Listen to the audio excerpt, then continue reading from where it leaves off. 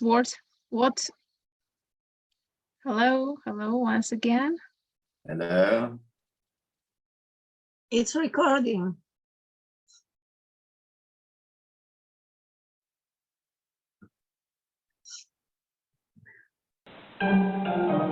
Yes.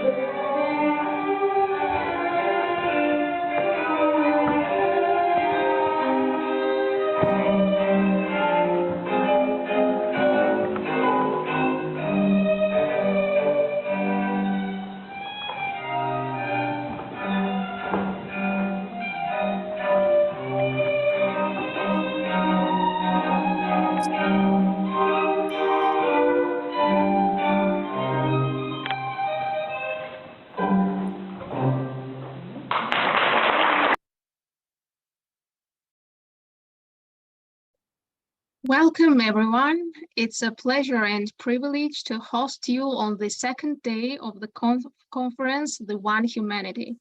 I will shortly introduce myself and remind you about the reason we united today.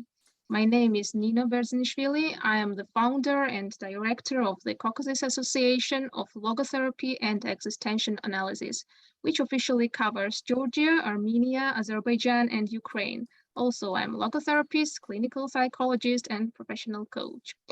Viktor Frankl's meaning-oriented psychotherapy is the one that our world needs the most, and I am very happy that our association has put Georgia, Ukraine, Azerbaijan, and Armenia on the world map of logotherapy. It's a privilege that this conference is supported by our colleagues worldwide. Just a couple of months ago, I came with the initiative to announce our logotherapeutic, the One Humanity Day, in connection to the United Nations International Day of Tolerance, promoted to cultivate respect and appreciation of the rich variety of our world's cultures, our forms of expression, and ways of being human. The prehistory of this was an exhibition organized by Viktor Frankl Center, Vienna, Monanthropism, according to Viktor Frankl, where I had the pleasure of sending the quotes of Georgian and Ukrainian famous writers for the multilingual installation. As a man, then you are prizeworthy if you plant this rule as a rule. Ask yourself every day, to whom I was useful today, said our famous writer Ilya Chavchavadze. The great thing is compassion for all that is noble and beautiful in nature. And if this compassion is shared with anyone, then a person cannot be unhappy, said Ukrainian famous writer Taras Shevchenko. The global earthquakes of our century shows that we should seek for the ways to awaken the human in ourselves. That spiritually blessed human being who possesses true values, recognizes the voice of conscience, emphasizes, seeks in another a grain of what unites, not what splits us. And the mission of logotherapy here is not only of psychotherapy, but anthropology and philosophy is to encourage us to move in this direction. I strongly believe that what we do in career, profession, life is much bigger, deeper, stronger than it seems. I do believe that one ray of sunshine can scatter the darkness. One planted grain can bring the crop. One loving heart can spread love across the planet, like the ripples of the surface of the water when a stone is tossed in. I dare to ask for more. I want to bring so much needed to our universe logotherapy, love, comparison, support, human, meaning-oriented philosophy to all the countries around the world. As for our association and the countries included in it, I want to be the community, bridgehead that in spite of all issues could lay its back as a bridge for all on the way to meet each other. I do believe that we can't be logotherapists on words, kind just for our loved ones, human only in peace and serenity. The universe is going through tough times these years now. We almost beat the pandemic, and our fate, our true selves, our beliefs are still subject to the examination. The choice is always on our side. We have to keep in mind that it's up to each one of us to make the right and more responsible choice according to every situation that presents itself to us. I apologize for this long confession, but I do believe that the sincere shout of soul has no boundaries, and it can be reached to exact destination in order to make a positive impact in our world.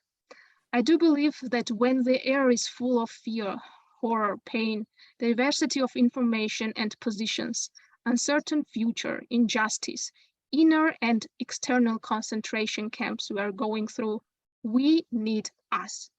The person is known in difficult times. It is easy to be a professional and shine with smart speeches, a friend at a full of table and in eloquent toasts. It is difficult to remain a person in spite of, but just in the most painful moments, a person can and should love, emphasize, support, lend a hand, shoulder, his heart. We're going to experience logotherapy with each other, in each other, to live logotherapy together.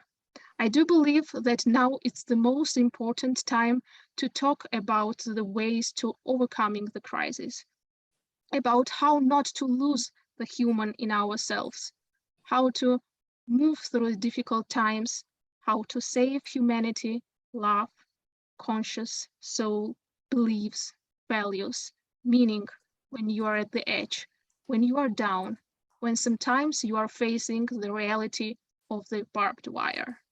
I do believe that we can be more than anger, hatred, war. We can be the sowers that whose seeds will sprout in the souls with beautiful shoots. We can be that doves who brings the branch of olive tree for the peace. Even if our language differ, I hope that the language of our hearts are the same, and the words today will find their exact point of destination, because we are the one humanity. Okay, before we start, I want to know once again from which country are you, and please write it in chat so I can share it with our audience. Austria, Brazil, United States, Finland, Indonesia, USA, Ukraine, Germany, Georgia, Indonesia, Israel, Turkey, Germany. Wow, amazing. Really all over the globe. Thank you very much for sharing. Also, I want to ask you for a favor. Please take a piece of paper and draw a flag of your country, or just download it, your flag on your phone, and have it ready to the end of the conference. It's very important. So I hope that you will stay with us till the end. Okay, here we go now. We have 6 amazing speakers from different countries today. After each 20 minutes speech, we will have 10 minutes of group reflection. So please be proactive. Each voice is very important. And I invite you to write questions in chat or raise your hand after the speech and ask in person or argue or say your state your opinion, share your emotions or support with a few kind words. So let's begin. And our first speaker with a very interesting topic is samsaras.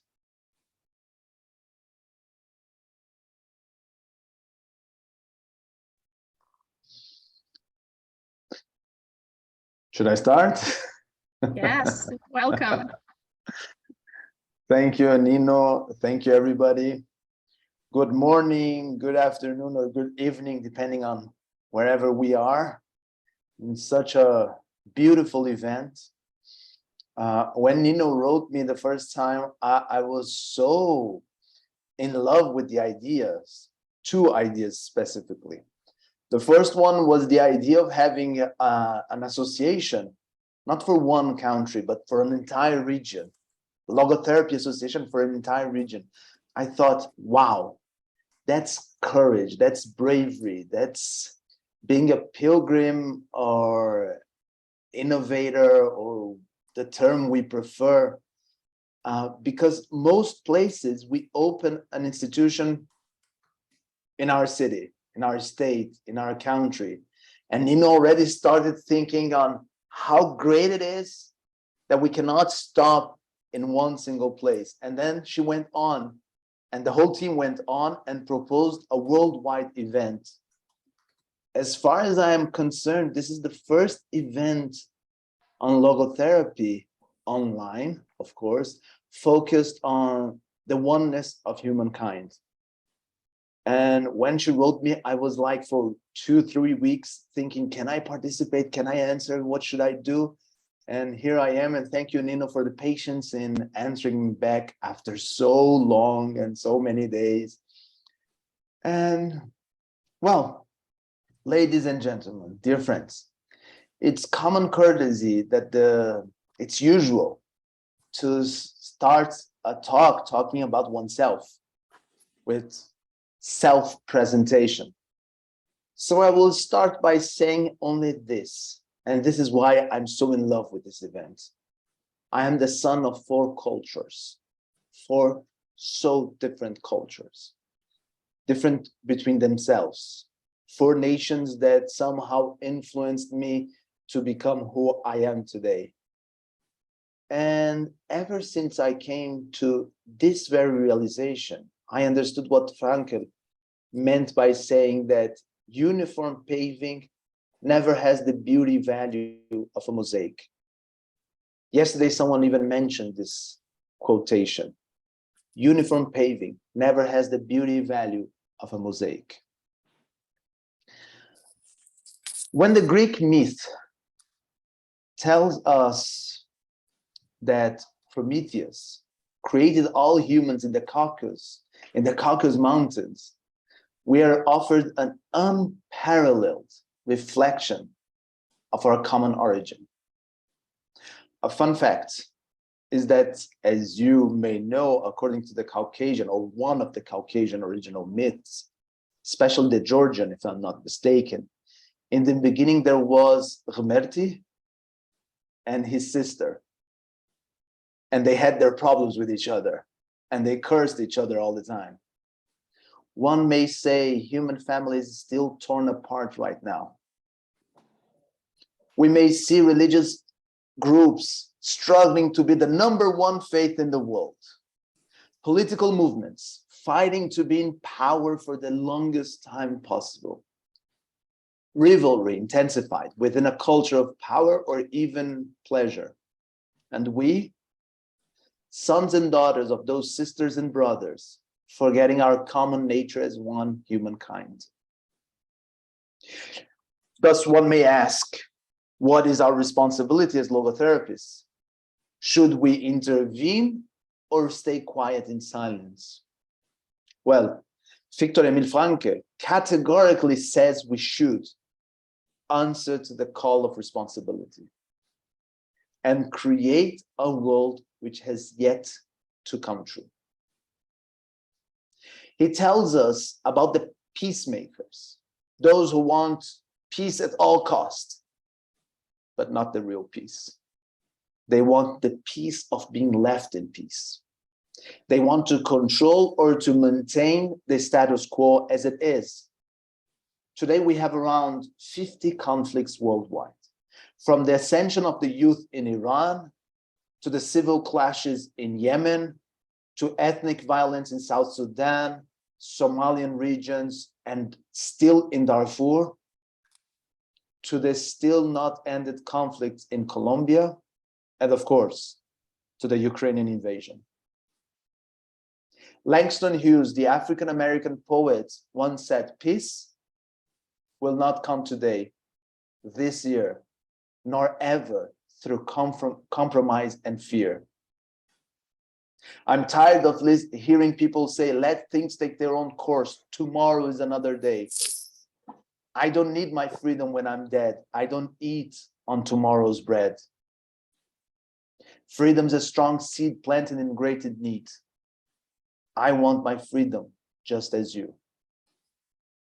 And this is why Frankl offers us another kind of analysis.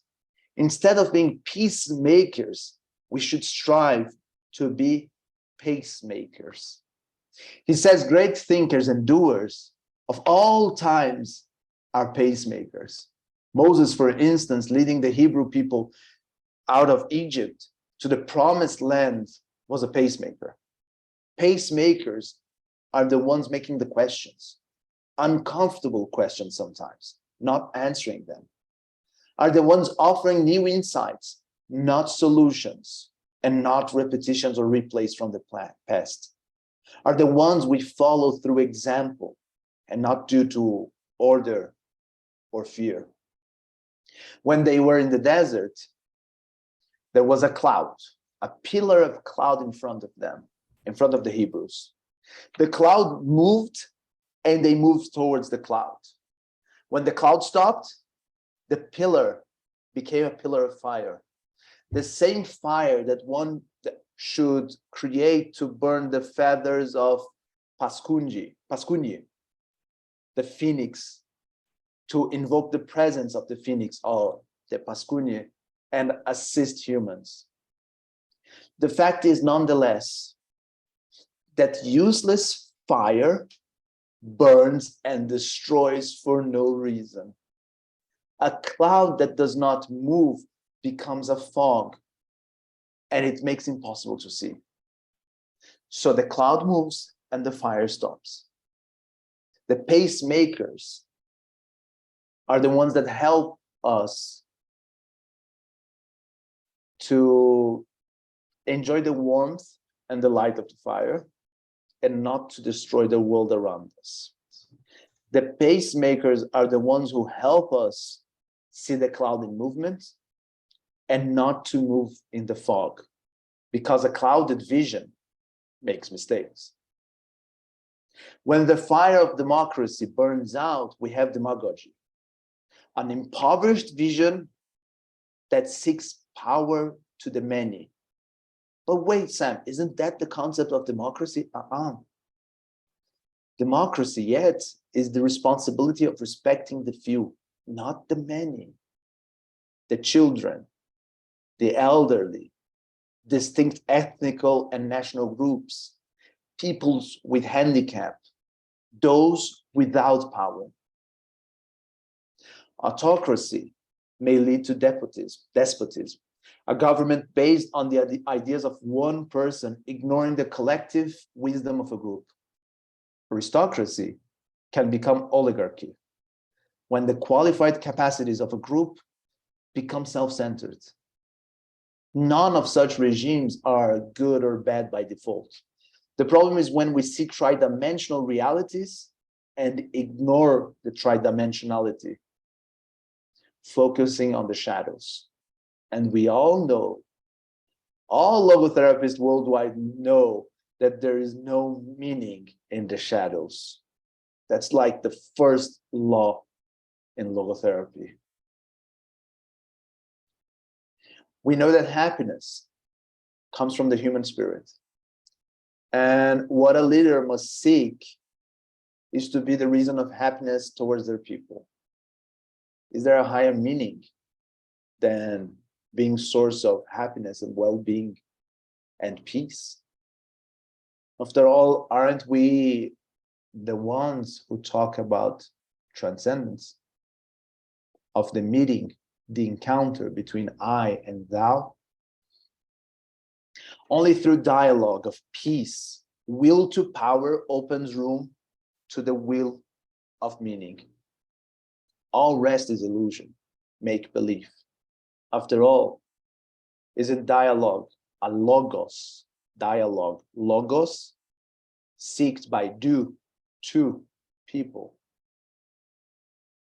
When Frankl talks about monanthropis, monoanthropos, the one monoanthropos, humanity, one humankind, he's talking about the human capacity of opening to the world in a joint relationship to the meaning of truth. It's not about believing or not believing in something. It's about the value of science, technology, studying. It's about identifying structures in need of change, pacemaking towards the so needed change. We know that in logotherapy, life is psychophysical as well as spiritual. So we cannot look at the surface of a psychophysical information, or better, a psychophysical manifestation of a problem. We must find the spiritual reality of humanity as a whole.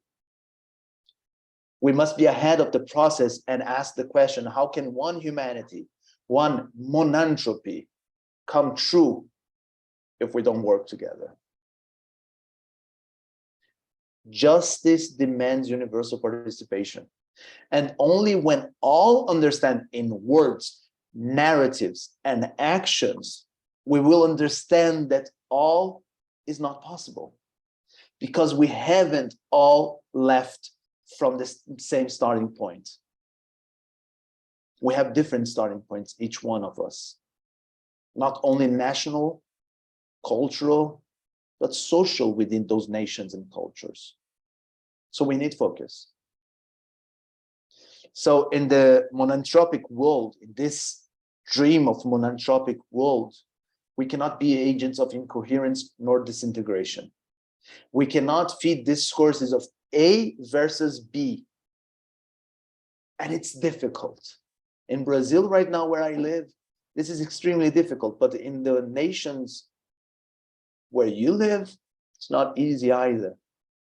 It's easy to fall in the A versus B dichotomy. So our discourse as logotherapists and as humans must be profound, not frightened. A discourse that integrates body, mind, and spirit. And when on a dialogue, my body, mind, and spirit connects to your body, mind, and spirit, and we move next to each other, shoulder to shoulder, and not face to face. And you know, when you're face to face to someone, is because you're ready to assault, to attack, or to be attacked. Shoulder to shoulder, we move on together. We move forward together. And humanity is as psychophysical as it is spiritual. After all, Frankl used to say what we say about the meaning of individual life is valid to the life of humanity. So responsibility is the responsibility of remembering this fact that is shared between all of us, that all of us are made of body, mind, and soul, or spirit, and hence humanity is body, mind, and spirit. But we keep forgetting it. 1918, first chapter. 1945, second chapter. Illusions of superiority leading to a world on collapse. Racism is a monoanthropic problem. Racism must be replaced with a broader monoanthropic spirit, which should be worked upon at schools. Rights, duties, and opportunities between men and women are a monoanthropic issue. And there is no chance humanity can fly if one wing is stronger than the other. The concept of a monoanthropic citizenship should be an integrator element of all human processes. Logotherapy teaches us what for. In a world where nothing seems clear and all seems possible, it becomes urgent to ask, what for this world? It's about the opportunity to move towards the cloud, towards the promised land of monoanthropic peace. We live in a time of a profound will to meaning, even though it doesn't look like this all the time.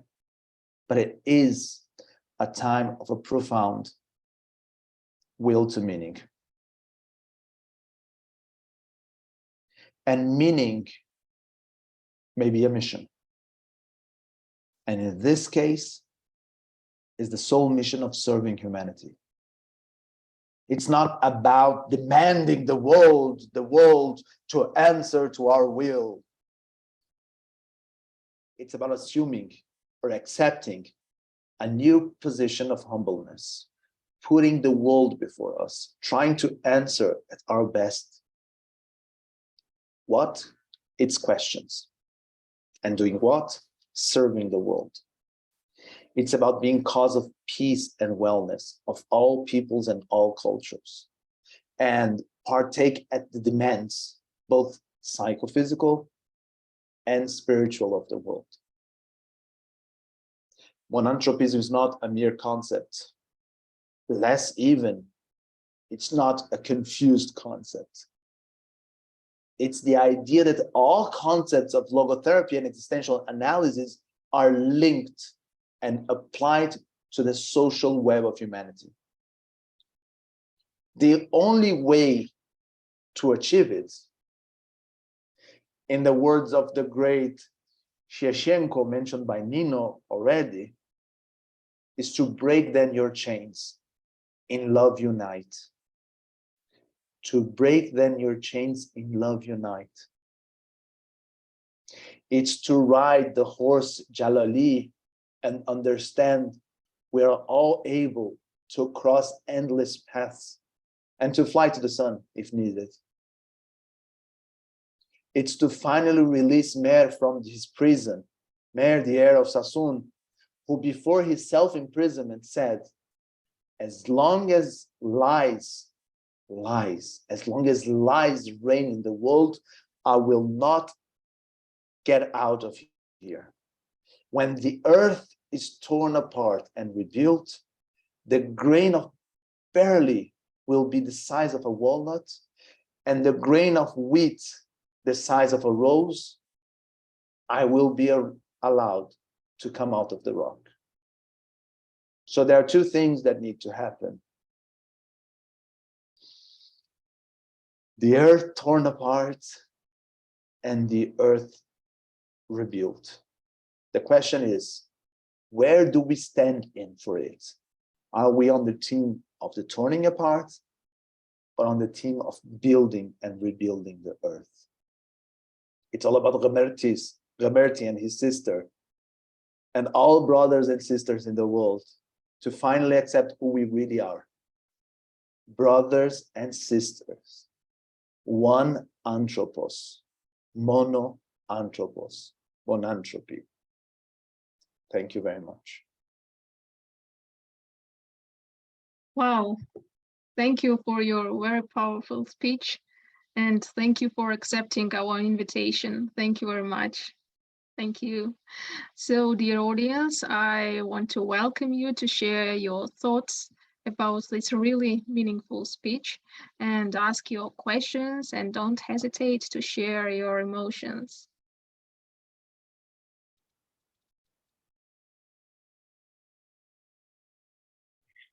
So, sorry. Okay, can I be the first one? Yeah, sure, Anastasia, thank you. Yeah, thank you for your emotional and really deep speech. And I was really impressed when you said the phrase that you're a son of four cultures.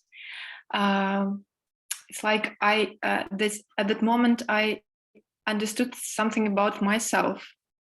This simple phrase and the whole speech about anthropism and the unity made me think about my cultures and like my unity, and can I accept all of the culture and that the fact that I'm daughter of all of them. Like I lived in different places, and sometimes I feel it feels difficult to belong to one culture, because it's like you're part of many different cultures.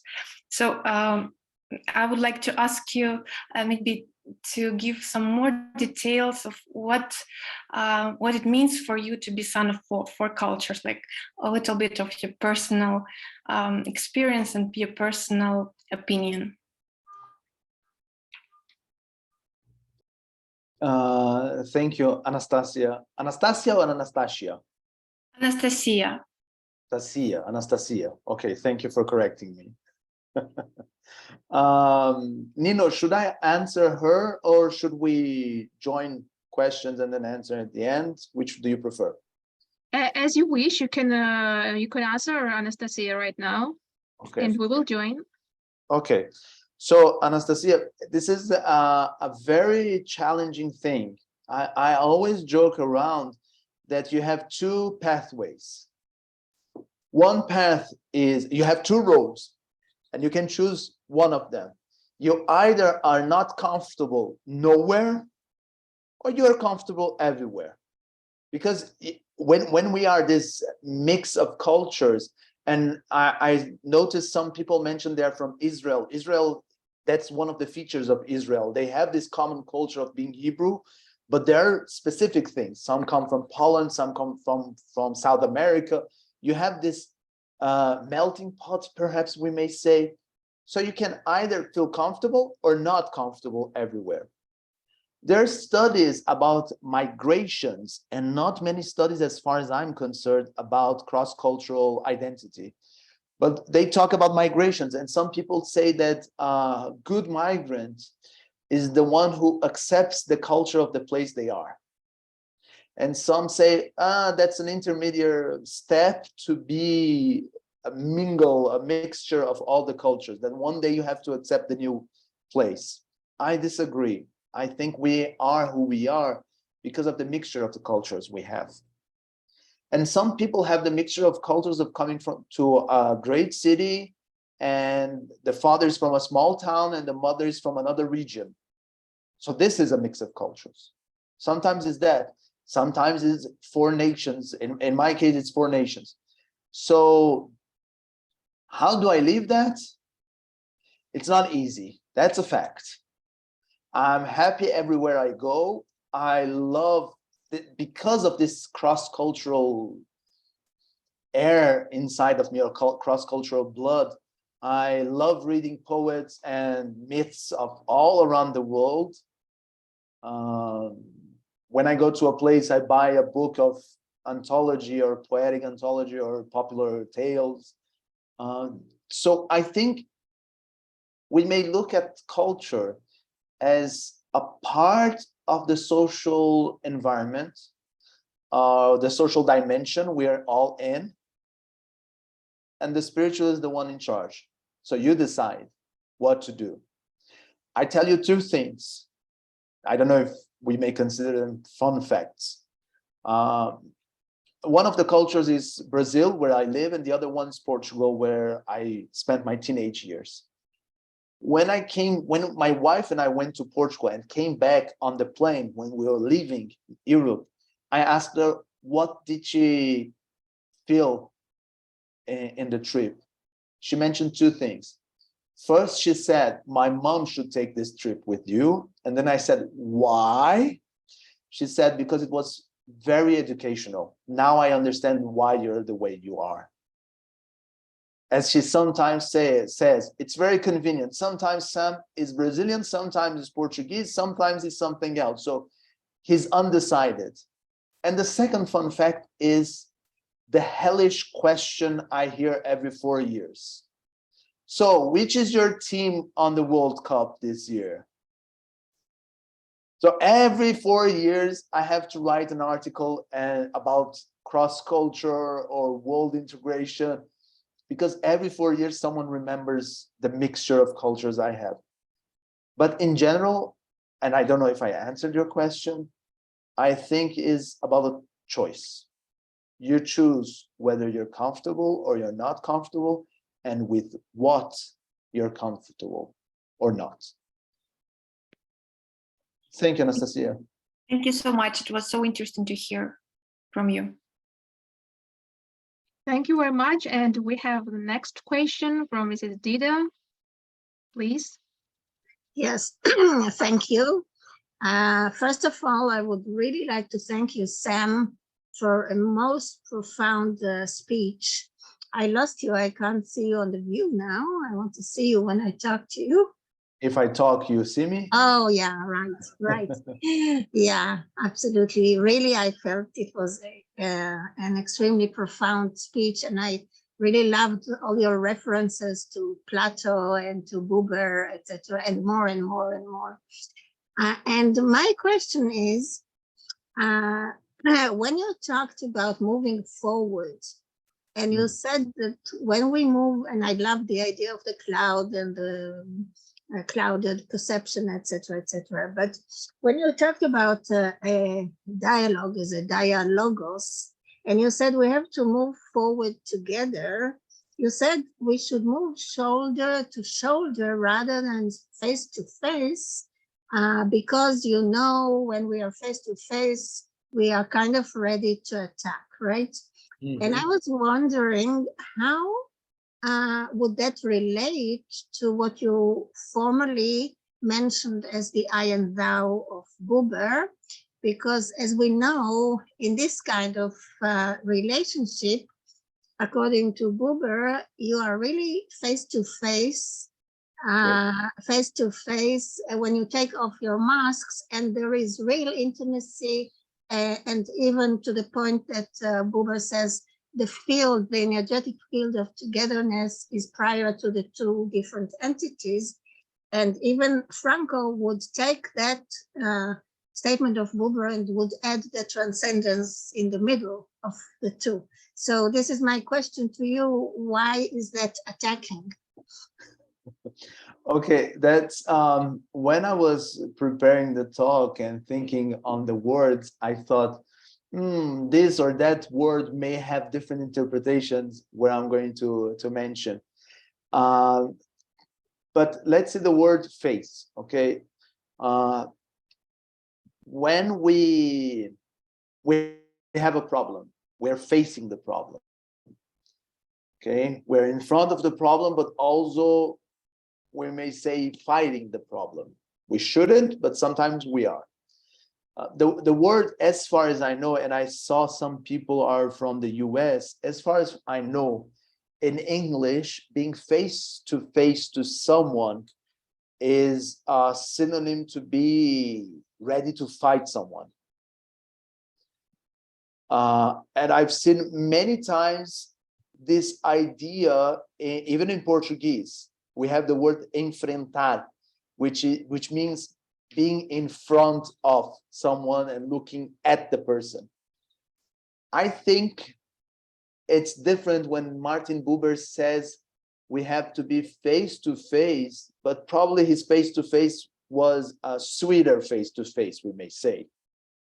Sweeter, you mean not true? Theodore? Not attacking, not fighting. Yeah. I think that's a different denotation of the meaning of the word. Since we have exactly confronting, exactly face to face, in the sense I use is confronting. Thank you, Kristen. But in the sense that, of course, Martin Buber uses is actually to see the other person in its fullness, his or her fullness, to see the real person behind the mask, as you've mentioned. So I wouldn't use perhaps face-to-face in Martin Buber's conference. But in this context, I just wanted to pinpoint the difference between fighting, looking at each other, ready to fight, to confront. And when you're shoulder to shoulder, you're walking together towards realizing a mission. Yeah. Towards where you need to go, exactly. Okay. Okay, thank you very much for your answer. So it's actually more a semantic or etymological question, but you did have the same meaning of the real connection, because in Buber's sense, it is actually confirming, not confronting, but confirming. Yes. Yeah. Exactly. Exactly. Good one. Confirming and not confronting. I like that. Thank you. He even has this beautiful saying: when you are really with another person, actually you are giving the wheat grain of confirming his being. That's very beautiful. But you mean like two people walking the way together, walking the way in the sense of the Tao together to the divine, to the real truth. And then you mean shoulder to shoulder, and that's beautiful. Yeah. Okay. And one thing you mentioned about the cloud, it wasn't my idea, okay? It was Viktor Frankl's. He interprets the cloud. Well, he mentions the cloud, and I try to analyze other aspects of the metaphor. But the idea of the cloud is in psychotherapy and existentialism. Oh, okay. Okay. I'm planning to translate this book to Hebrew. I already got the permission from Dallas. So thank you for mentioning this. I didn't know that quote. Thank you. Thank you. Thank you very much, Sam, once again, and thank you very much, colleagues, for your questions and comments. We really enrich each other. That's very meaningful. Okay, let me present to you our next speaker, our amazing and beautiful colleague, Sabine Rettinger. Please.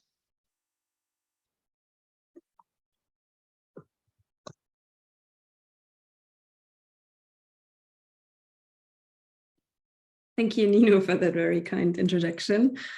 I have to say, I'm very thrilled to be here, and I tried to be as much as I could here yesterday as well. And I just remember, I mean, just as Sam put it here, when you contacted me first, I was thrilled, you know, to hear that this could be possible, to have something that is based on this wonderful thought of one humanity that Frankl actually writes quite a bit about, right? And to see that that is possible from that little seed of an idea to have something like that, like an online meeting where we can actually really meet and talk. And then at the same time, I started to panic, because I thought, okay, I can't even imagine how that conference is going to look like, you know, because I've been to international conferences, and I've been to German conferences, of course, and then to European conferences. And then, you know what to expect. But this, as we didn't have it before, I kind of found myself panicking, thinking, okay, what should I fill my 20 minutes with so that we can best connect and actually go into dialogue all together to talk about that,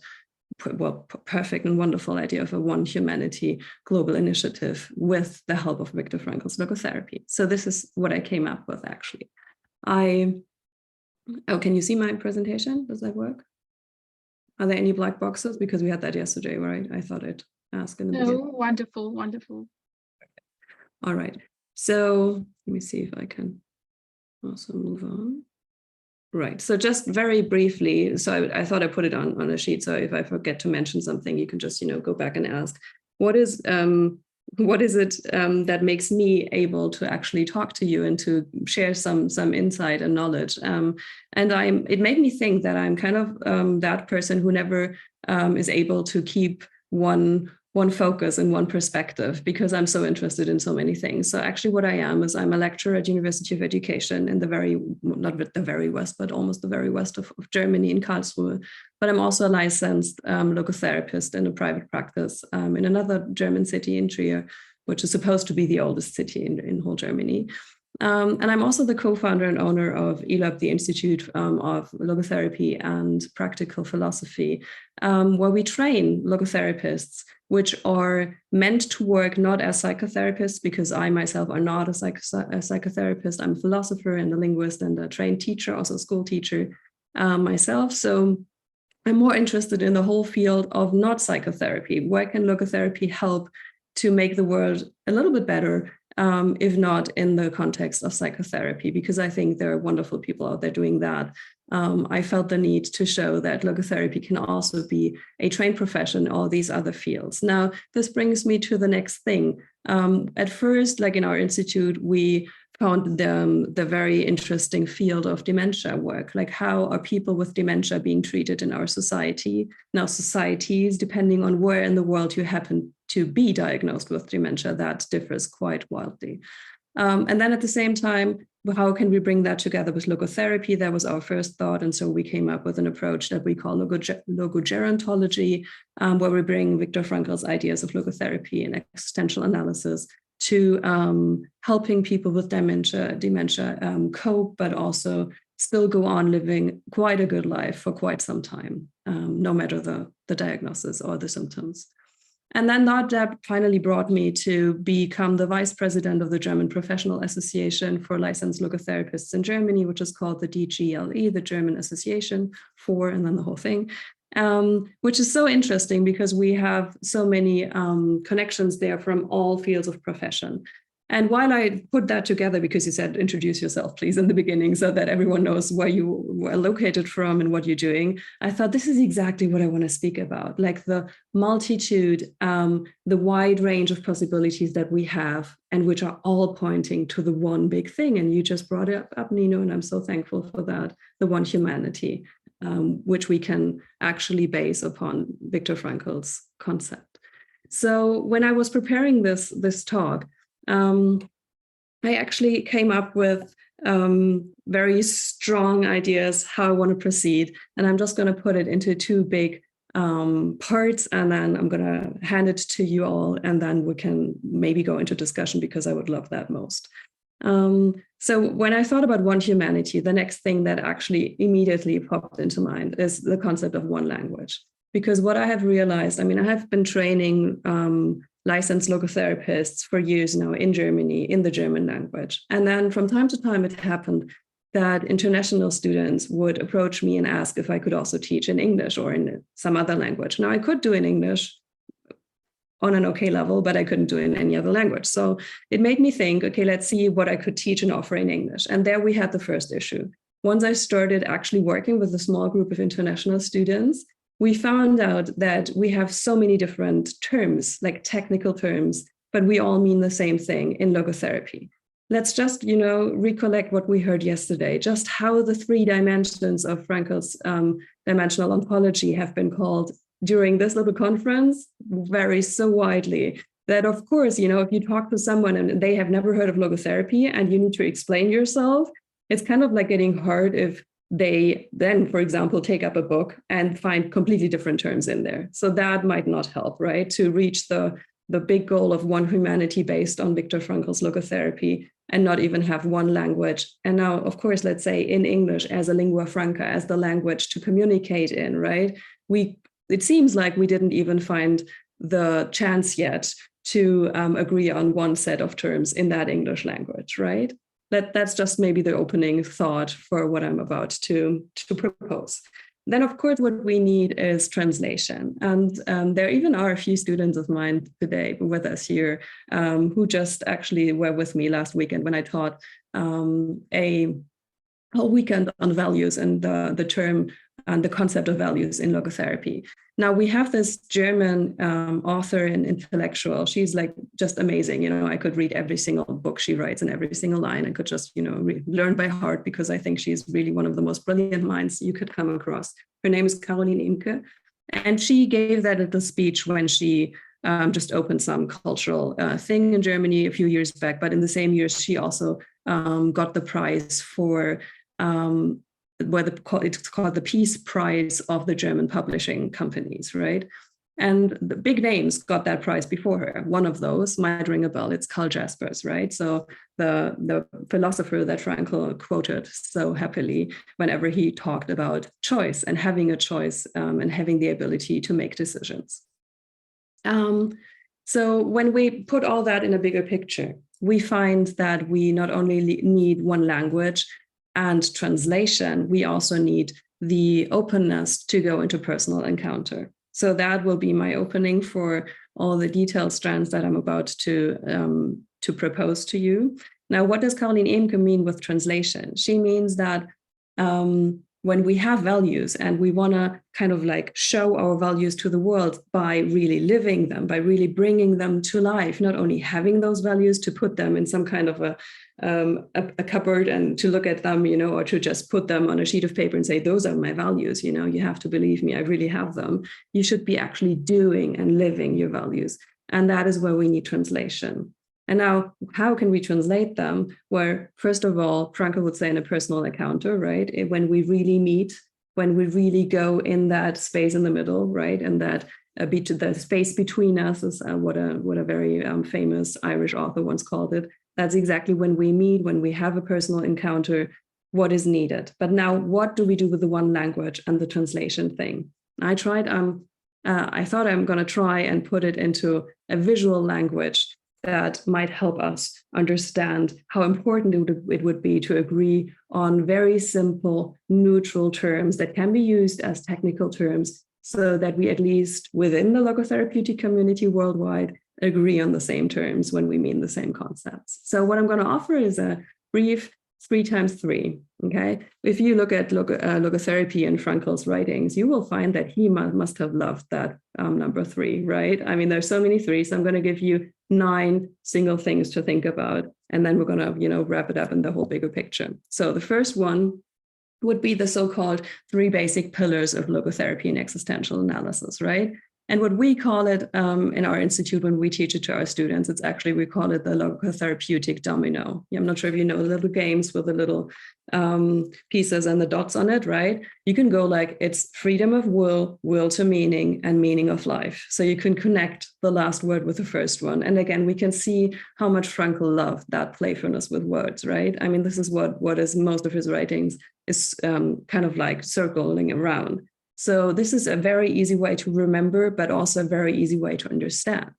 We believe that we have free will, right? No matter what neuroscience might have thought to tell us about that during the last years, there are scientists, like also neuroscientists, who will also go into that direction and say, of course, we didn't prove that we don't have free will, but there's so much confusion going on there and so many people happy to just write about that we don't have free will, right? That some people might even think that of themselves, which of course changes our repertoire of what we can do, right? If I don't believe I have free will, how could I choose anything, right?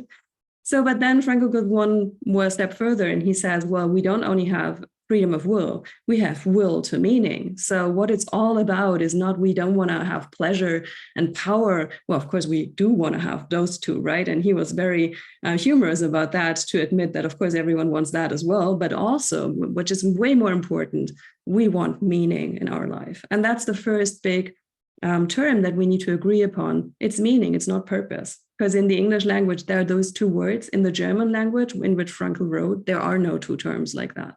So he couldn't distinguish them. And if you listen to Frankl talk in English and listen to his lectures, you get the very understandable feeling that English was not like his second language, right? I mean, he was trying very hard and he was doing quite well expressing his thoughts. But what will have happened is when somebody suggested a translation, he will have thought about it, I guess, and he will just have taken it. So whenever you find the word purpose in a logotherapeutic publication, I think we need to have the discussion if that is really what is the word here that Frankl meant when he used the German word Sinn, right? Because there's just one in German. There is no such thing as distinguishing meaning from purpose. Then meaning of life, under every circumstance, Frankl can be quoted, life keeps its meaning. And we had that yesterday. It doesn't matter if I like it or not. It doesn't matter if that is how I imagined my life to be or someone else's life to be.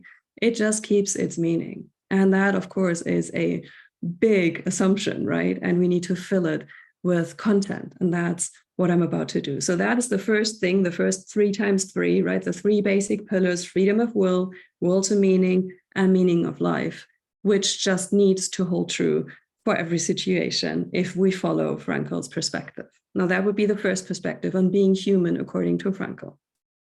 Now, the second one, the second 3 times 3, now the second times 3, is the so-called dimensional ontology, right?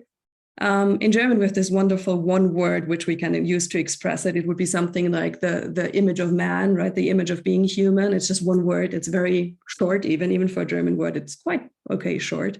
But in English, it's harder to express. So what we're trying to say here is that being human kind of comes in 3 dimensions all at once. This is why Frankl liked to quote Thomas of Aquin, who says that in Latin that is called a unitas multiplex, right? So that would be the unity, which is multiple in itself, but still a unity, right?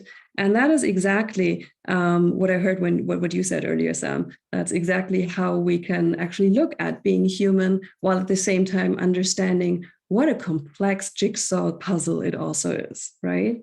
So, and that's now the next biggest proposition that I have for you today, is those are the most complicated terms, and it's at the very heart of what we talk about in logotherapy. And this is, I think, where a lot of mix-up is happening and a lot of disagreement, especially from other approaches, is coming in our direction where there would be none needed. So what we did a few years back in our work while training future logotherapists is we decided to choose precise English words that mirror the German notions, the connotations, the denotations of the words that Frankl used in German. So let me try to develop it step by step.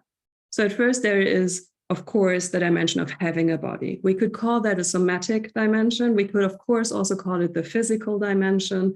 I found that somatic works better because a lot of people from the medical sector will work with the word somatic a lot, right? So they will immediately know what is meant, and they will immediately see that it's not just something about like, I have a body and I can feel it. You know, it's no feeling thing here. It's a real medical term that we mean. And of course, it's based on science. Now, the same or next thing goes for the second dimension, but right now it starts getting more difficult, because if you look at the German expression that he uses in his original writings, he would just use the word that was used at the time to refer to what they just, a few years back had discovered, that like being human is not just having a body, it's also having what we could call a psyche. But there's exactly, the first challenge. It's not a word that is widely used in English. So if you talk to just, as Frankl would say, a person from the street, you wouldn't, find immediately understanding if you use the term psyche. So what is found in normal language in English, which people understand, are 2 adjectives for the one that in German would be psychisch.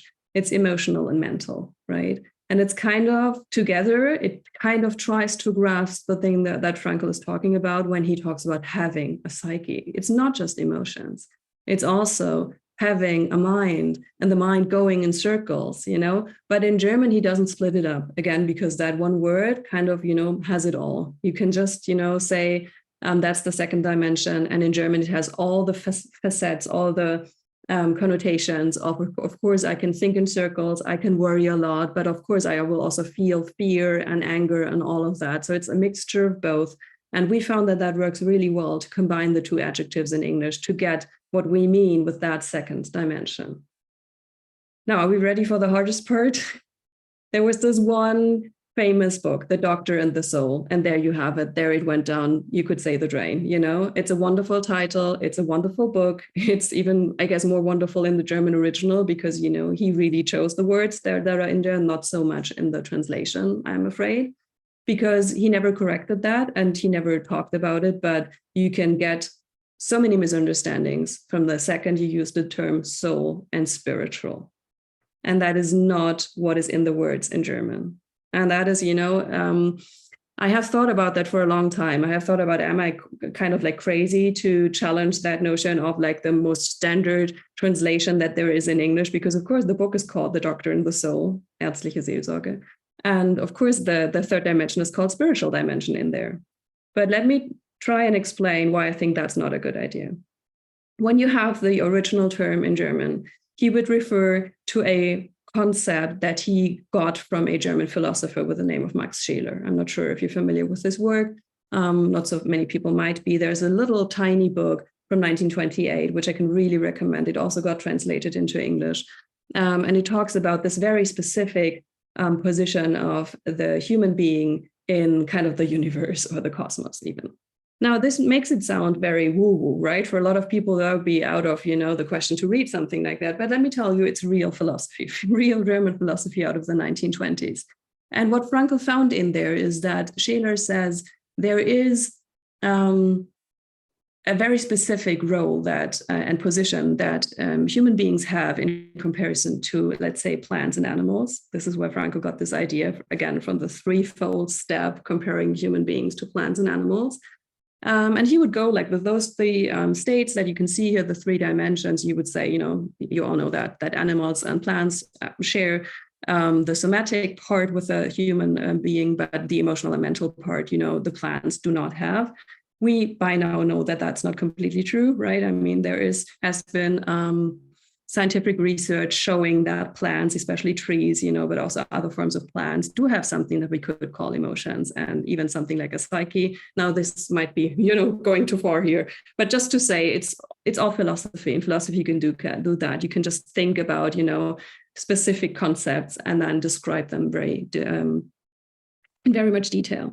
Now, what is meant with that 3rd dimension? If you look at Scheler's original work, and if you look at it very carefully, you will find that Frankl took it almost word by word from Scheler, right? And he will say there is something that makes human beings human, which is not possible for animals, for example. And that is that we know that, for example, we will die at one point. That is that we not only know that, but that we could even help that become true. We could just decide that today is the day we're going to die because, we are able, as a species, we're able to commit suicide. Now, he also says we can think about every single part of us. We can always go one step behind, self-distancing and kind of like look at us from the outside and make up our mind about that. But then, and now there is where Frankl comes in, because otherwise it would just be Scheler, right? And it wouldn't be Frankl's work. But Frankl takes it one step further. And he goes and says, and he is combining that with the French philosopher Blaise Pascal's work, who says that we have that wisdom of the heart, right? And of course, for Blaise Pascal at that point, when he wrote that, that also meant believing in some entity that at that point he called God. But again, Frankl tried very hard not to lose anyone here and not to speak of God or that God is necessary, that it's necessary to believe in God in order to be this full-fledged human being that he was talking about. So this is why in his writings, if you look very carefully, he will go back and forth between those terms. He will have God in his early writings, then he will talk about transcendence and not use the term God for quite some bit in his main, writing. And then towards the end, of course, he will very specifically write about the unconscious God again, but with that term, the unconscious God, right? Now, he does the same thing with the dimension and how he calls it. He does not call it spiritual in German, of course, because that's not a German word. He uses a term that in German, like Scheler can be quoted with, that no other term has been used in such a nonsense way in German as that term that Frankl decides for his 3rd dimension. Now, this term he interchangeably uses with noetic, right? So what we did is we just made the decision to say, let's always call it noetic. If that's a synonym, let's just get rid of the other term. You find it in the writings, but it's really not helping. In German, there's this big misunderstanding with that other term, which is geistig, that it's either intellectual, so that you need to be very clever in order to, be that part of a human being, or it's somehow misunderstood as being religious, something to do with religious institutions even. Now, but what Frankl meant was that part of being human that Scheler called being a person. And this is where Frankl also got that term. When he writes his 10th thesis about the person, he one-to-one got that term from Max Scheler. And the noetic part here is trying to describe exactly that. Of course, it will include something that we could call spiritual, because again, human beings are the only ones that can have something like spiritual beliefs or religious practice or even religion. but it's so much more. It's being spiritual, but it's also having the wisdom of the heart. It's being able to have humor. It's being able to create the arts. This all doesn't have anything to do with spiritual, right? In the narrow sense. And that is where it's becoming so complicated. The minute you use the word spiritual, people will think of religion or spiritual practices, spiritual beliefs, and they are able to dismiss the whole concept as, kind of like out of date or not needed any longer, or just for those people who need that. I don't need spiritual beliefs or religion. And the minute you do that, you get kicked out of medical systems, you get kicked out of financing and funding stuff. And it's just not needed, because what Frankl tried to do here is exactly that. By using the term noetic, which, by the way, goes back to the old Greek word of nous, which is some kind of a knowing, but it's kind of like, you know it with your brain, but you also feel it with your heart. So you'd call that something that is that we could call some kind of an intellectual intuition, right? But you don't need to be clever for that. Every person has that, every human being. Now, last 3 times 3, very much briefer than this core concept here. Now there are, sorry, I forgot that. This is what is important to keep in mind. Now, if we look at the noetic dimension, we heard that yesterday as well, and I just love how you can split that up in English. You can't do that in German that well. To feel responsibility or to live your responsibility is actually to really realize that we have the ability to respond, the response ability, the ability to respond to the questions that life keeps asking us, right? And that actually comes with a freedom. And that freedom is not a freedom of anything. It's not being free from anything. What Frankl says literally is that it's the freedom of will, meaning the freedom to choose. And that he gets 1-to-1 from Karl Jaspers, the other German philosopher that he quoted quite a bit, and where he also got most of his ideas from in the philosophical section. And then finally, of course, it's about meaning. And we had that yesterday. And I always find it so funny how the little term meaning, the little word meaning in German, it's even shorter. It's just 4 letters. It's called Sinn, right? Like those little words like meaning can actually really challenge so many people, right? And I see that with clients that I work with. I see that with students that want to become future logotherapists, how that little concept of meaning can actually really be the hardest one to grasp. But while at the same time, it's quite easy. It's all about what Frankl calls transpersonal logos. It's not about myself. It goes beyond me as an individual. It's the logos, it's the meaning that actually is there, no matter if I'm there, no matter if I like it or not. That's the meaning of, a specific situation at any given moment in time. And that's the thing. It's not the one big meaning of one's life. It's not that one overall meaning that we need to look for. But by answering all those little questions that life keeps asking us, this is all what it's about, right? We need to see that that goes beyond me as a person, and it goes beyond the interests and plans I might have. Now, how do we get there? That's a very practical application. And my last 3 and 3 to wrap it up, that goes quite quickly now. Frankl called that the 3 main roads to meaning, right? How do we get there? Now, that's the most important part. This is what our clients are interested in, right? So how do we help people? And how do we then go back to using that to actually come to that huge goal of helping with the one humanity concept? Well, let's just split up the 3 roads. Frankl always put that one first, so I put it first now. If I'm teaching just in Germany, I will always start with the second one, that has like cultural reasons. Because in Germany, it's very hard to imagine that you are allowed to do that. This is 1/3 of the roads to meaning. The main roads to meaning is actually experiential values, right? What does that mean? It means you're invited to experience life to the fullest. Of course, that means you're supposed to enjoy that, right? It's just about being passive, taking in and enjoying. And there you can find meaning. You can find meaning by listening to a symphony. You can find meaning by being in nature, by loving someone. All these things do not actually challenge you to do anything. You just need to be open to receive and to see the meaning once it occurs, right?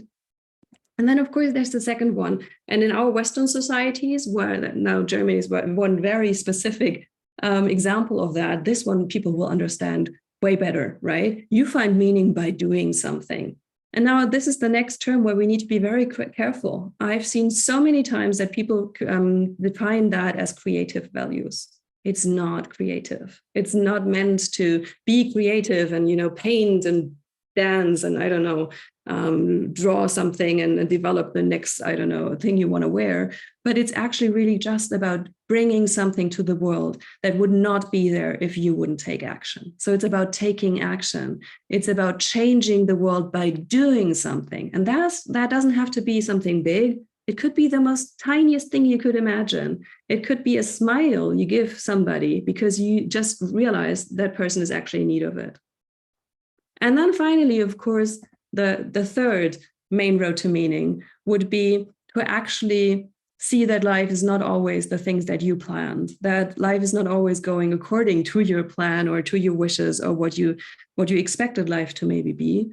So this is all about attitudinal values. And talking about attitudes here is very important that you understand how much people struggle with that part. Now, I've seen so many like future logotherapists, but then also students of ours who started working as logotherapists, coming back and saying, it sounded so logical to me when I learned it, but now I'm working with real people and they get so frustrated if I talk about attitudinal values. And they say like, and now I'm suffering and you're even telling me that I need to suffer, that I need to go through that suffering and then that will help me. And of course, that's not the only thing to say here, right? It's all about, with the help of a consciously chosen attitude, to actually learn to endure the things that we cannot change, but of course, to go back to action the moment we realize we can change something here. So it is about enduring, of course. It is about kind of like changing your attitude, but not in a sense, and that is where the German word for attitude is way more harmless than the English one, because with the word attitude, there is a connotation for some people that goes like, oh, now my attitude is wrong, and they go into, that like stepping back and saying, now I'm even wrong, I'm suffering here, and now you're telling me it's just all about my attitude, wait a second. And that comes with translation problems, right? Because the term in German is completely free of that connotation, what we call how the word tastes, which taste it also has in English. Now, that's basically what I wanted to give you with a 3x3. I know that was a lot. I tried not to overpack it, though, still. But that's actually where we could base what we could bring together now. If we talk about these different, and I'm wrapping it up in a minute, if we talk about these different approaches and these different pillars of logotherapy, the 3x3, it all comes down to choice. And this is where I agree with you, Sam, what you said earlier. It's like even the choice for one humanity is a choice, right? It's based on the noetic dimension that we are persons on that level, that we are not driven by, what we actually want and what we would like and how we feel or not feel, but actually that we have values that we can decide and choose to actually live according to them. And then out of that, there will come the next little step. And that's the thing. It sounds like a big choice to choose one humanity, while at the same time, it's just basically, a mathematical procedure. It's baby steps. It's one little choice after the next. And of course, it's always the choice for personal encounter with openness, with an open heart and mind, but also with a real interest. So really stepping away from myself, self-distancing, and sometimes even stepping across myself, right? Leaving myself behind because I'm not the most important part here. And that is where, Sam, you really got my applaud earlier, because I'm so much for humbleness, for humbleness and serving the world and also serving our clients. I mean, as a practicing logotherapist, also serving our clients so that they can see how that feels if somebody is actually ready to do so. To not live from an ego state, to not live from I want this and I am somebody, but to actually really want to help in that sense of one humanity. All right, that's it from my side. Dankeschön, dear Sabine. Thank you very much for your valuable presentation and terminological clarification. It was really very valuable. And here we have reaction comment from Sabine Indiger.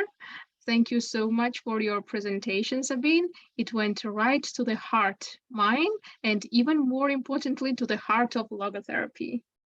Thank you very much. Yes, Mrs. Ida, please. Yes, again, I want to thank you very much, Sabine, for an excellent presentation. I also don't see you when I talk to you. I would like to see you. Here you are. I want to start. I have several things that I want to relate to, and I want to start with a joke that Frankel used to say when you mentioned that when he got about the English and the German terms, when he got a remark, he used to think about it and sometimes correct, sometimes not correct. So I'm sure you all know the joke he always said, I know I'm speaking perfect accent with a terrible English, something like that. In a perfect accent with a terrible English, something like that. Now, what I want to say about the notions of the three dimensions in the dimensional ontology, I think it's very, the easiest would be to say that you just follow in your teaching, that actually you just follow the Greek notions like he did. Not that it is special because it is scientific like somatic, but he just took soma, psyche, and nous, like sometimes it is pronounced. And then it is very easy to say somatic, psyche, and noetic. And what I loved in the way you put it, but you didn't expressively mention it, is that you wrote having a body, having a mind, and being a person. And that's a very, very important distinction that many people forget it, that we actually have a mind, we have a body, but this is not who we are. We tend to forget that. Who we truly are is we are spirit. And he repeats it, man is spirit.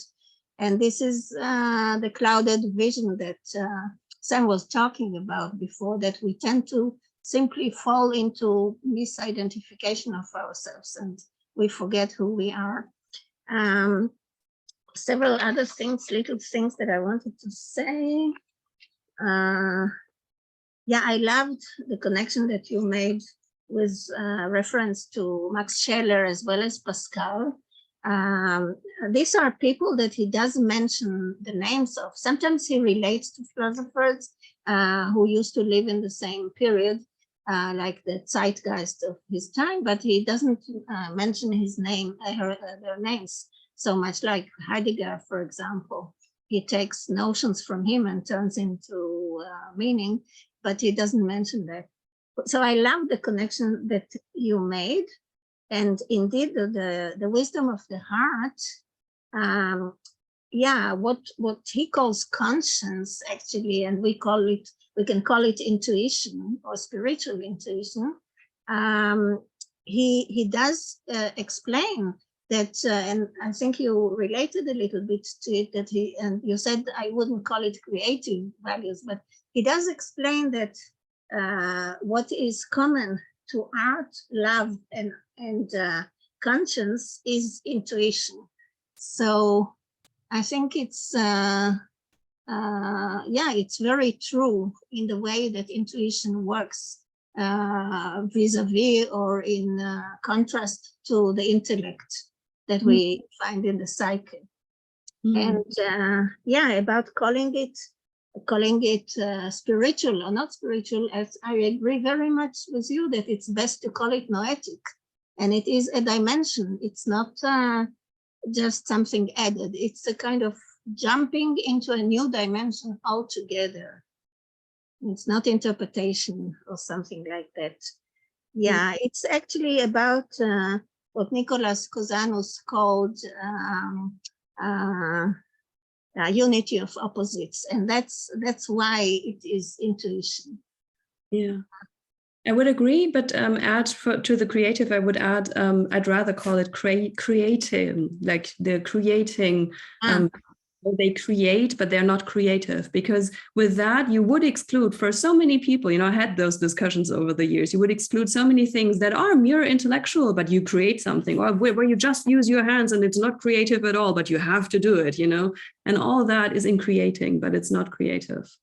And that's little like differences, or especially when you said earlier, like everything you said, thank you for the reminder with the Greek origins. Of course, that is how you can actually sell the point well better.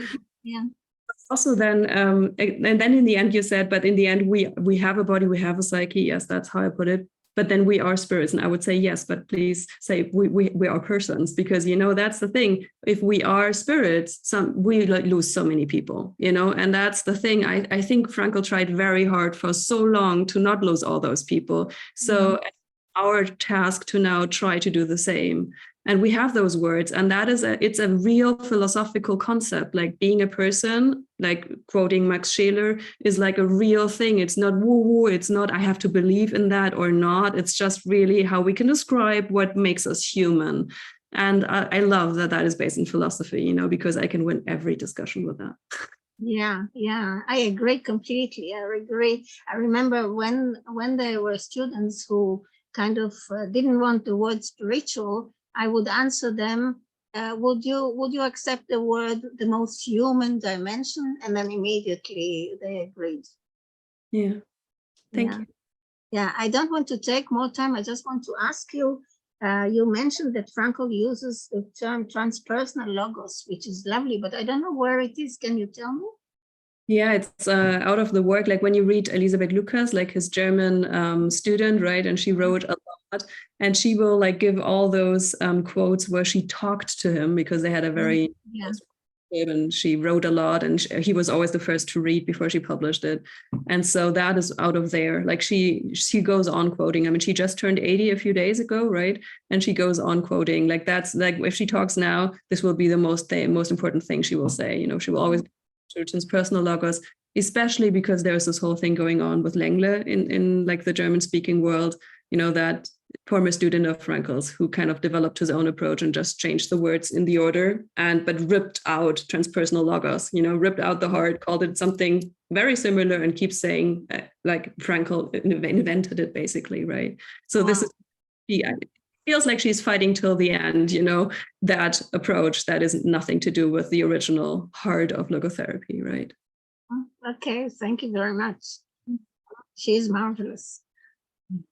Thank you for your questions and answers. And we have another raised hand from Mrs. Yuta, please. Thank you very much for this wonderful presentation, which is seriously important. And I could name 5 people immediately who I wish would have heard this presentation right now.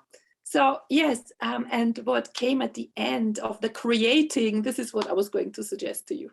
So, and about the rest, maybe we should talk one of these days, because you will see, I don't know if you will be able to hear my presentation, but I am also concerned about this problem of translation, of course.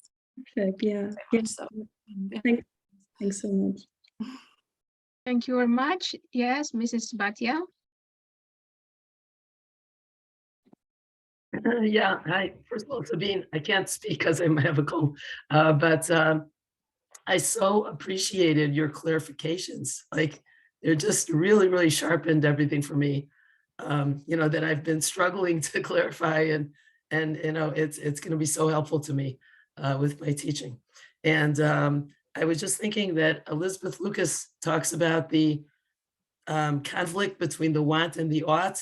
That there's a conflict when and they're not aligned. Because the want is coming from the will to pleasure or the will to to power, but when it's the will to meaning, then you don't have a conflict. But that's why the freedom of will, I was thinking, maybe we need to also emphasize that it's not just freedom of choice to choose, but it's the freedom to have a will. Like it's something, will is like still something different from choice, right? It's like to have that, be able to decide that you want something, you want the meaning. I agree. Like choosing sometimes feels like, a very intellectual thing or just being drawn to something. But yeah, that's the underlying principle. It's like this force, have that will to meaning. And it's like that, compass, that inner compass that kind of like guides you. And of course goes to that, voice of conscious, like which is our own, which is not morality, which is not what people told us to say or think, but yeah, I agree. That's a real force, that will to. Thank you. Thank you, Mrs. Bhatia. Get well soon. Another question from Christine. Could you relate Viktor Frankl's ultimate meaning to his trying to avoid God? Not in 3 sentences, I'm afraid. But yeah, to me, that trying to avoid the term God, not God in itself, right, is a very humble approach again, and that is what I like about Frankl's approach, which I think is really a hopeful vision, so that it could be able to really get to an understanding, like a broad understanding worldwide of one humanity, if you use the terminology that Frankl actually really, created. And I mean, to me, it always felt like he was really trying so hard. It felt like birthing words, he was struggling and like kind of like going like this, changing them and using the other one again and then this one again, until he kind of felt like this is the term he wanted to use. So it's not that, I mean, it's in quotation marks in the chat, right? So I guess, Christine, you are meaning that he's just avoiding the word, right? Not the concept, right? Yeah. So of course, the ultimate meaning, again, he is kind of like referring to Karl Jaspers. And there's like that concept that Jaspers is also very brave. He tries to do that as well. He calls it the philosophical, what is that, belief? Like it's like a philosophical religion almost, just it is not a religion. And they're trying to do the same thing. They're trying to say there is something like ultimate meaning, there is transcendence, there is something that is beyond our even understanding.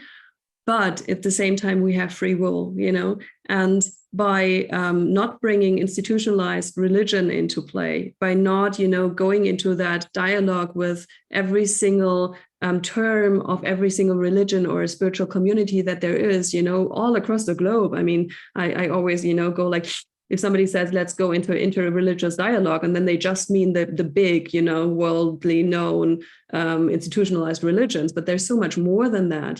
There's even individual spiritual beliefs.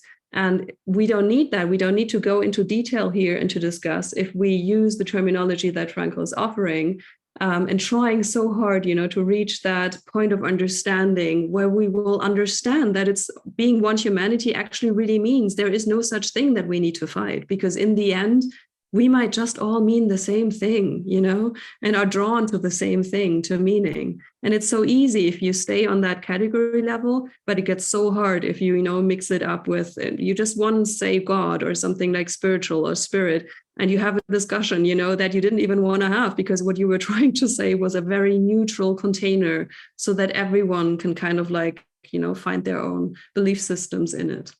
And of course, there's something like ultimate meaning and like, how they call it in English, general values, like values that always hold true, and that doesn't depend on the culture, that it's not okay to kill someone is like the most obvious one here, right? I mean, that doesn't depend on how you feel about that or where you live in the world. It's just never okay. Thank you. Another raised hand from Mr. Frank.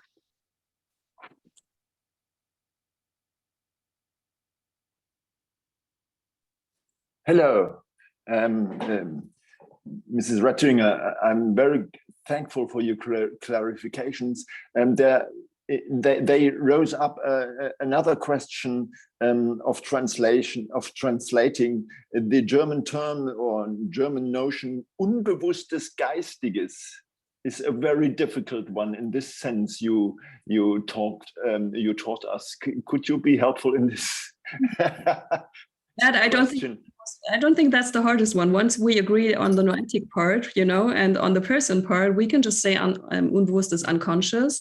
And as he has in his title, the unconscious God, the unconscious in that word Geistiges is that word where Sheila went like, oh no, so much nonsense has been, said about that word and how it been used.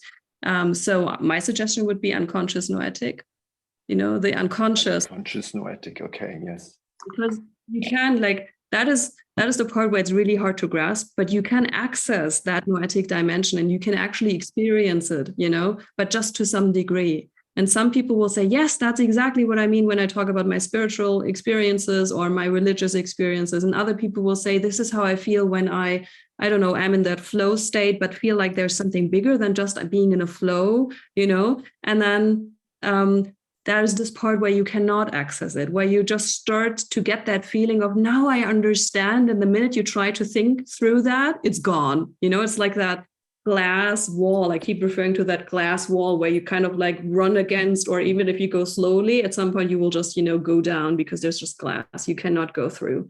And that's, of course, because no matter how hard we try, there's this last part which we cannot access, and that needs to stay unconscious. So to me, that would be the unconscious noetic. Thank you. Thank you. So thank you very much for your questions, for your answers. Dear Sabine, thank you once again for your valuable parts in taking part in this conference. And let me present to you our another honorable speaker from Finland, Mr. Timo Puhjo.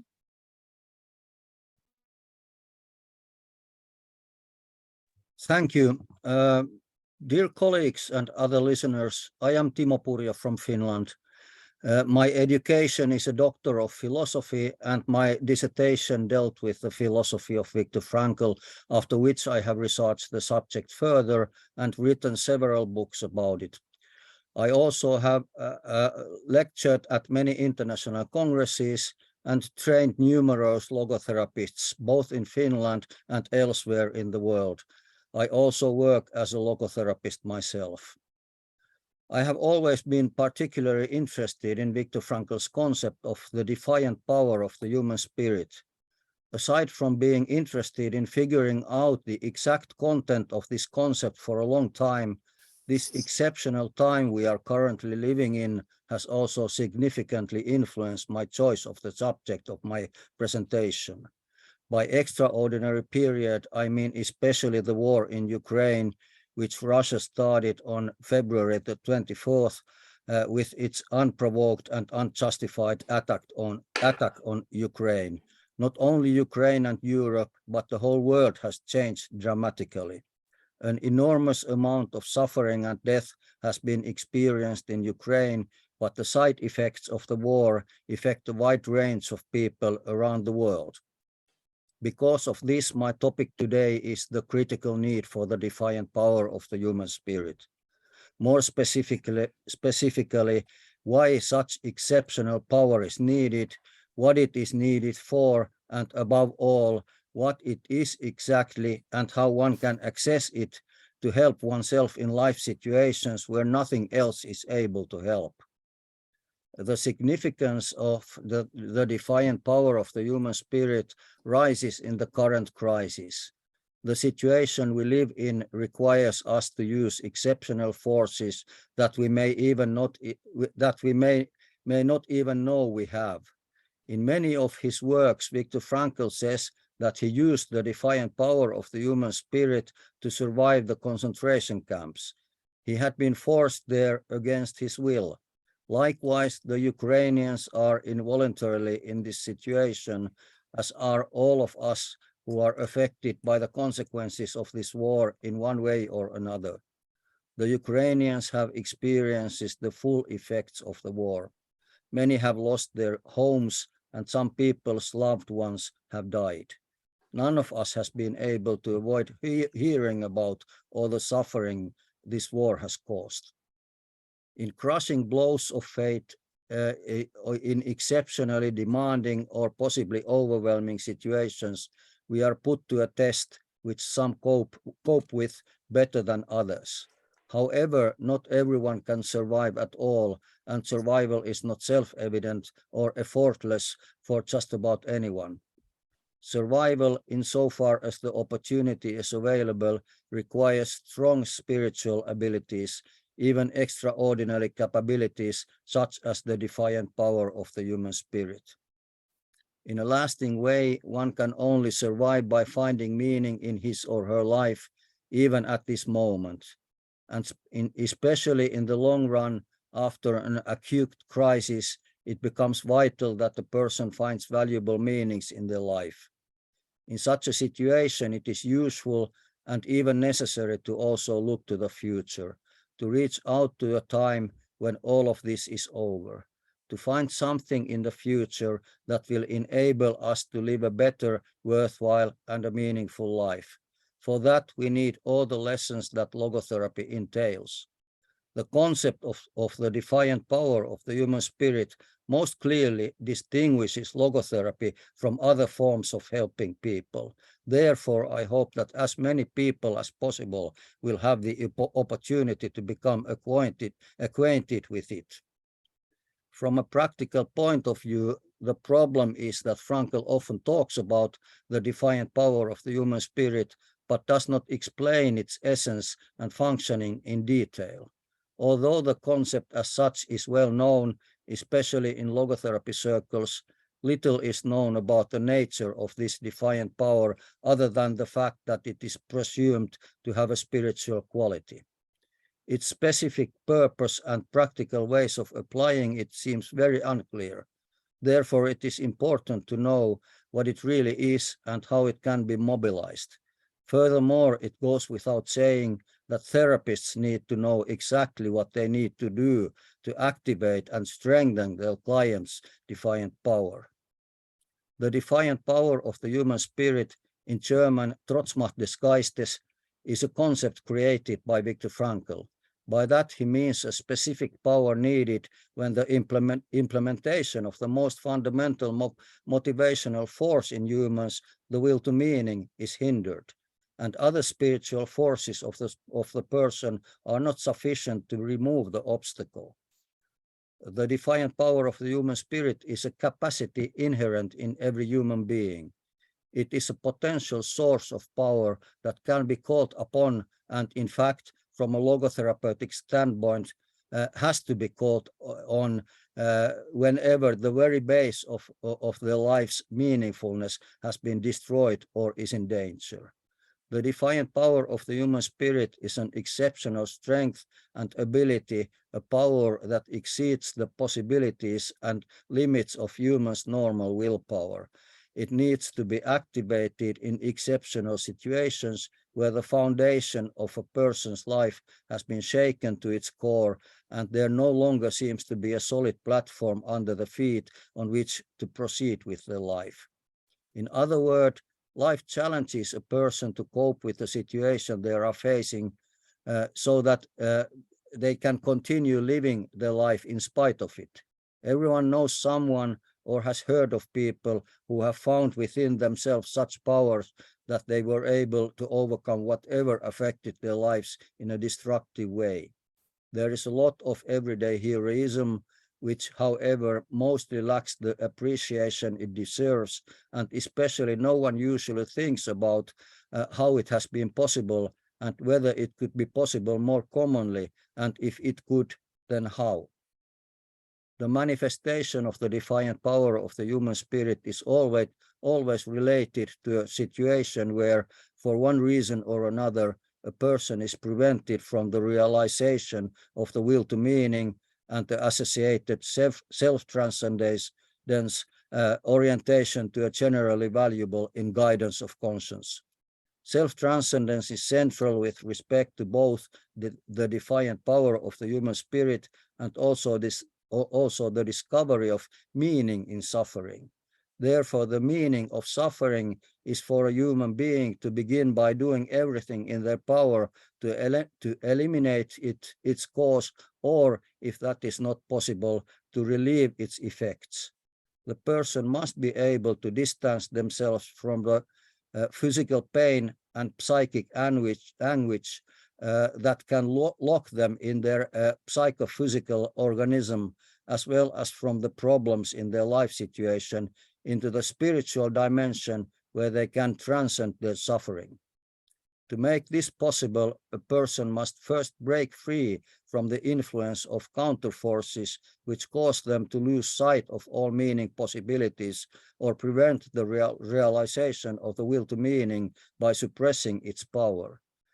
With the help of the defiant power of the human spirit, a person can remove such barriers and cause the locked connection to reopen to a conscious presence in their spiritual being, and cause the disturbed connection to reconnect with their will to meaning.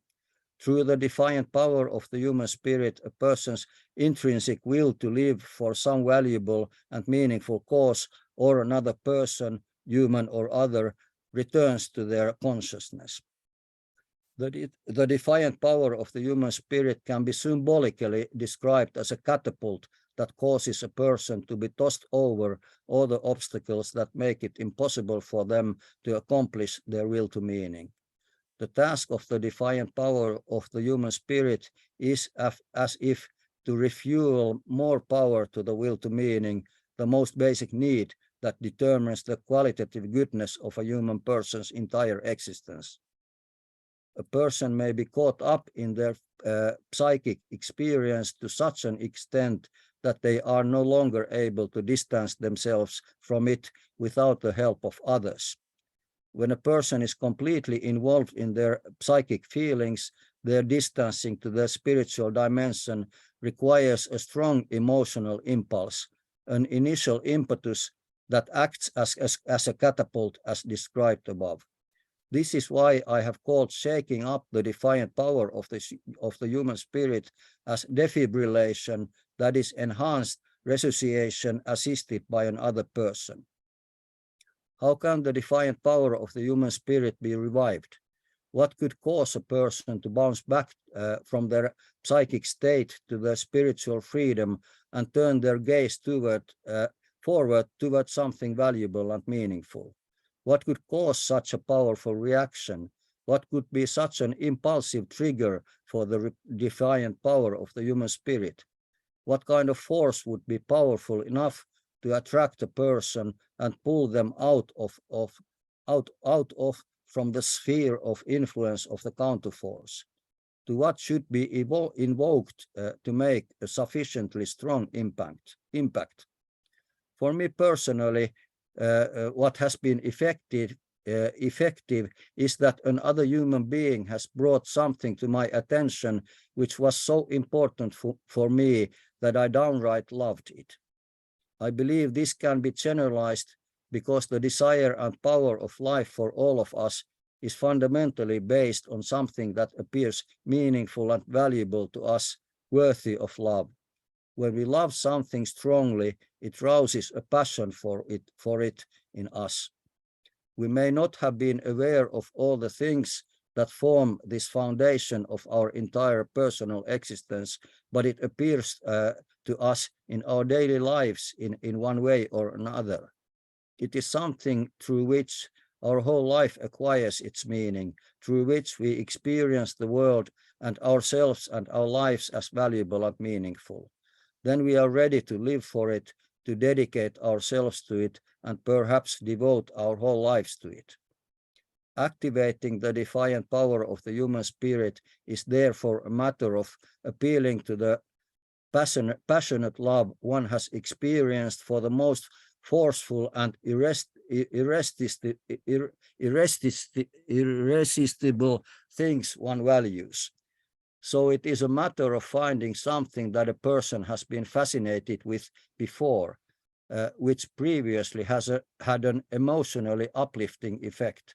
The goal is to catapult a person from a stream of psychic feelings to spiritual feelings so that experiencing values becomes possible. At the same time, the person is catapulted over the obstacles that have prevented him or her from seeing any future prospects that are worth pursuing and that would make life worth living. Once the defiant power of the human spirit is activated, the person is again able to see something inspiring that is so desirable that it awakens in them the will to move towards it. With the help of the defiant power of the human spirit, it is possible to develop an emotional power from which also the will to meaning derives its motive energy.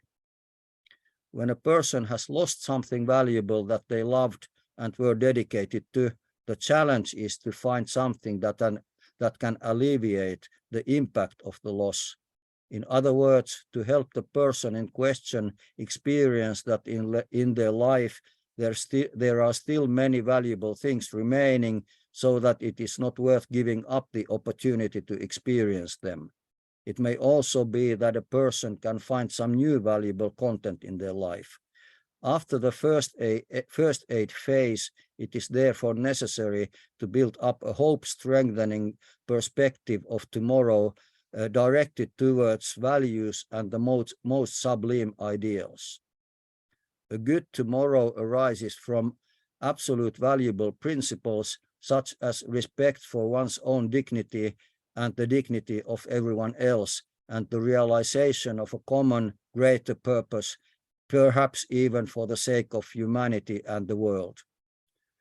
And now a brief summary before concluding my presentation.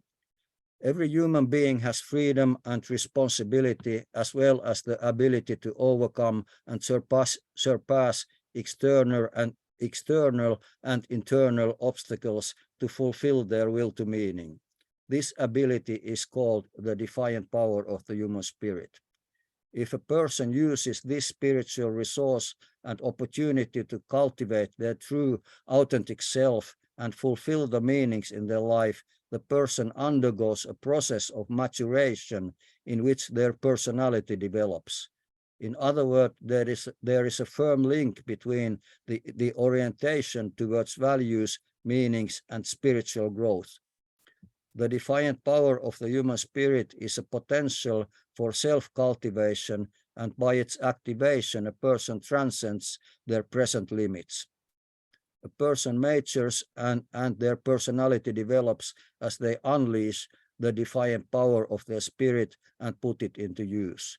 By practicing the defiant power of one's spirit, by continuously training its activation, a process of internal growth similar to the hermeneutic spiral develops. This sequence of maturation events is interrupted only if one does not use the possibility of one's defiant power at all, or only seldomly resorts to it. The stronger a person's defiant power manifests, the higher their spiritual maturity.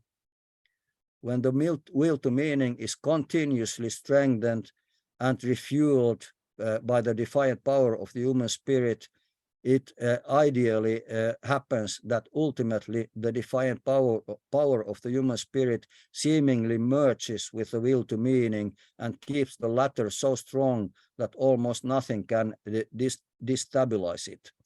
On the other hand, there are also people whose will to meaning is so strong to begin with that they do not need the defiant power of the human spirit in their lives.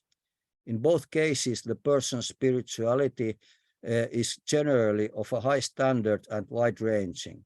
In other words, a strong defiant power of one's spirit and will to meaning is also reflected in all other spiritual capabilities of the person in a way that strengthens them. I want to end my presentation by kind of going back to the beginning.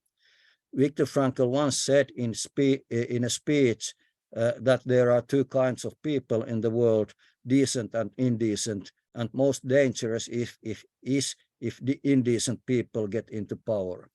Decent people are existing in an ethical way. They live according to their will to meaning, fulfilling valuable meaning possibilities all the time.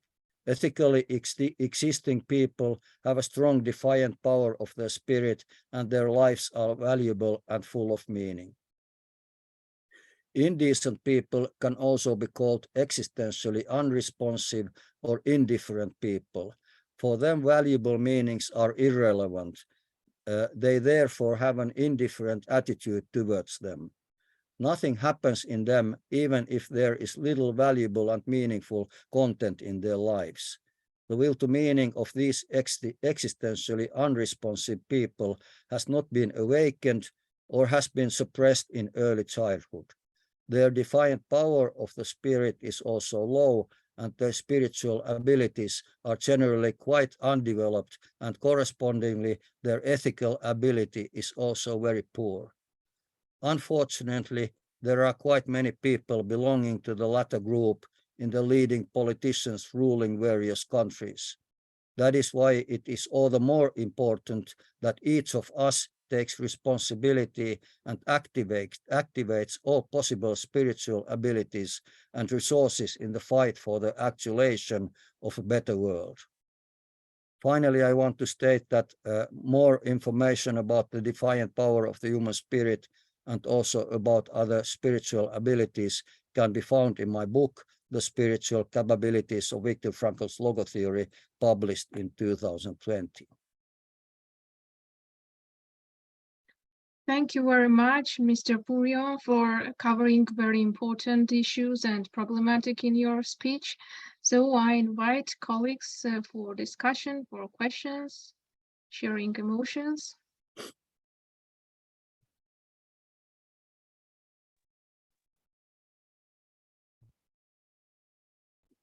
Well, we are already behind the schedule, and Yes.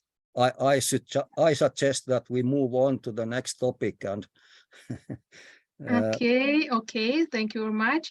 If we have questions in chat, I will transfer it to you. Thank you. So we now we will have 15-minute break. Please stay in Zoom, don't disconnect, and we will come back soon with 4 more amazing speakers. Thank you very much.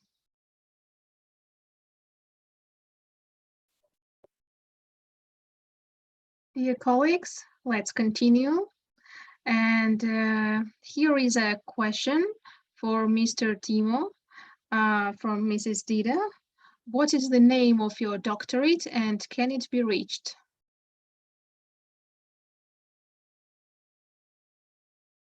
yeah, I already answered it, that my doctoral thesis can also be found on academia.edu. However, it is unfortunately in Finnish. But the book, The Spiritual Capabilities of Viktor Frankl's Logotherapy, is in English. So I have written 21 books, unfortunately only this one in English. One has been translated in German, and all others are only in Finnish. So I intend to write also more books in English in the future. I have been asked to publish such books in English, and this book is been under translation to other languages also currently, for instance, to Ukrainian. Thank you very much. Okay, let me transfer the word to our respectful colleague, Mrs. Jutta Clark. Well, thank you very much, Nino. I want to thank you very much for the opportunity to speak to all of you, for the invitation. I feel really honored and I feel very happy, and also I feel the responsibility. So I hope that, well, I intend to do my best, and I hope that you will all gain something from what I will try to tell you in the next 20 minutes. I'm going to look at the time. Okay, I'm going to share my screen with you. Oops, desktop. This does not work. Okay, just a second.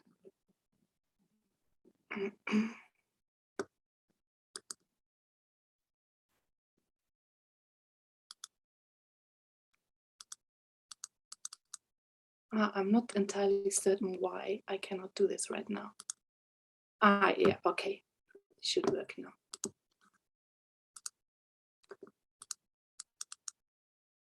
No, I'm sorry, it worked yesterday, so let's see.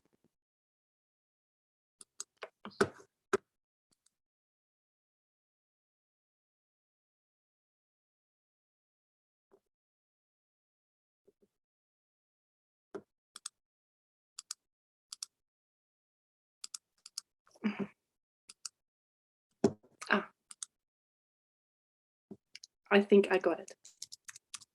I'm sorry about that. Okay.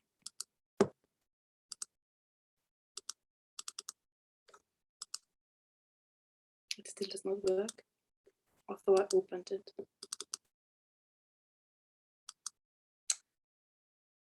I don't know, perhaps the speaker after me should go ahead while I try to resolve this issue, which is completely unexpected. Has always worked for me before, or I'm going to use a different. Would that be a possibility, Nina? Yes. For a moment, please.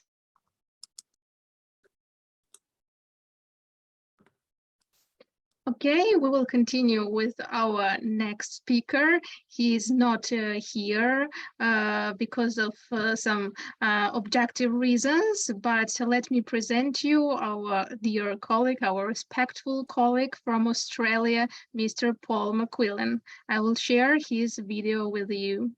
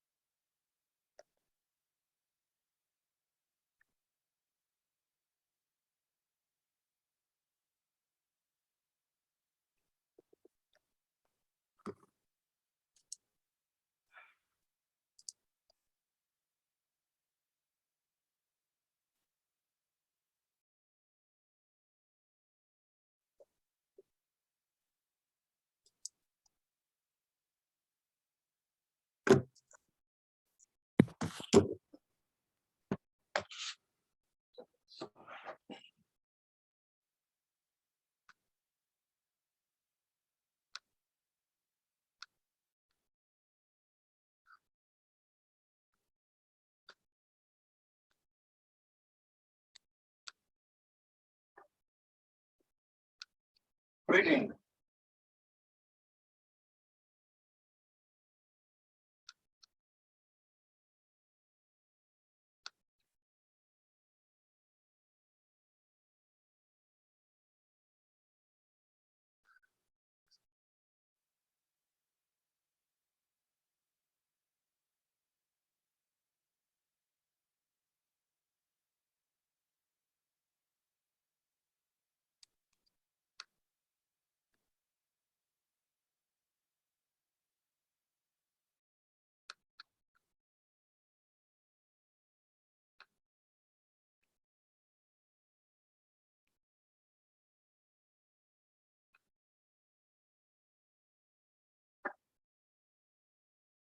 Greetings and welcome. Recording in progress.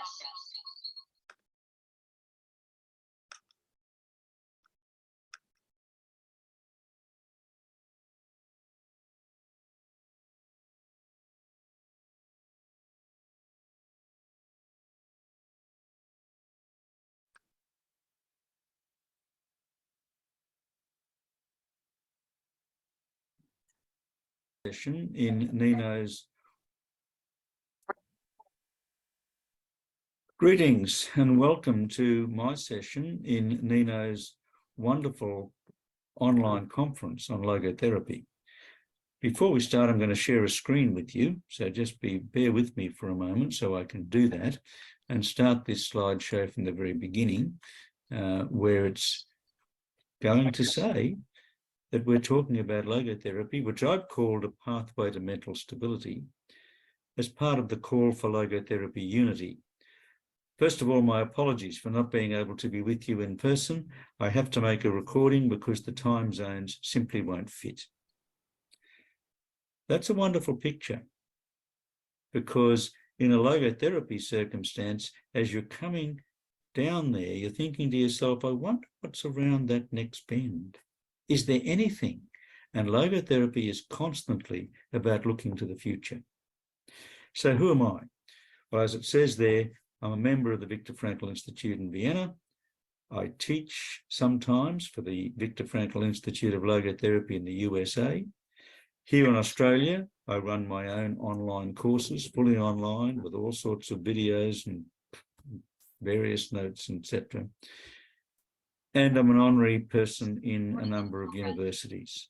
I'm a registered counsellor, and I'm looking forward to talking with you about logotherapy as a pathway to mental stability, because so much of mental instability is about anxiety and depression, which is where logotherapy really takes off.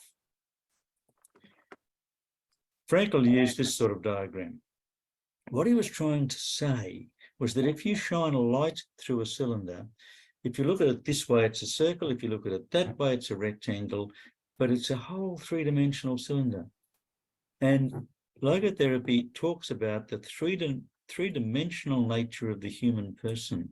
In other words, we are most certainly a physical presence. We've got a psychological presence, but we also have the essence of the human person, the very basis of the human person. Even if there's a major psychological disorder, the human being is still there. It's just that the machine is compromised. That was Frankl's perspective. And so he tried to explain that logotherapy is about that human spirit and trying to get it to work, trying to get it to understand that it's in charge of all sorts of things. So this is just an example. You know, we can have all sorts of thoughts, such as I'm being attacked, I'm being put down, I'm really feeling elated, and they can translate into emotions. Anxiety, the face goes red, I'm angry, or I'm joyful, I'm happy. But they're all emotions coming from the thoughts, the way we interpret life, and it's our choice whether we interpret life that way or not. So the real human being has a conscience. The real human being has values and goals. The real human being has a free will and choice. The real human being can love. The real human being needs love. That's a psychological need. But can love, that's a spiritual dimension. That's a giving thing. So let's move on quickly because we need to have a look at Franklian psychology in some detail. We have a limited time. What we're trying to do is to help people become aware of the resources of the human spirit, to understand that within themselves, they can cure most things because they can decide to cure most things. Yes, if you have a major physical disability that's incurable, then you have to exist with that. But the real logotherapy question is, okay, what's next? What now? How can you use what we term the defiant power of the human spirit, the capacity to make a choice, the capacity to decide? How can you use that in your life? How can you use that to be a better person? And being a better person is what it's really about. So we encourage people to become aware of the spirit within, if you want to put it that way. So many people have read Man's Search for Meaning and realize that it's a great story. And then they say, what do I do? And the answer is, you don't do anything. You first of all have to have a way of looking at life itself that enables you to walk beside other people as they start to engage with life itself. So first of all, it's a philosophy, a way of looking at life. After that, it is a way of looking at the human being. As I just explained to you, the human being is more than medicine, is more than psychology, is actually three-dimensional. The third dimension is the essential human being, the part that has the values, the part that has the conscience, the part that has the integrity. And that's the part that logotherapy engages with. And only then do we talk about techniques. Only at that stage do we start to say, oh, there are some things you can do, but they're not really things you can do because you have to engage with who you are first. Lots of people go here and say, oh, logotherapy is just about meaning of life. Yes, it is. A little different, though, to other existential therapies. Most other existential approaches say, well, life just is.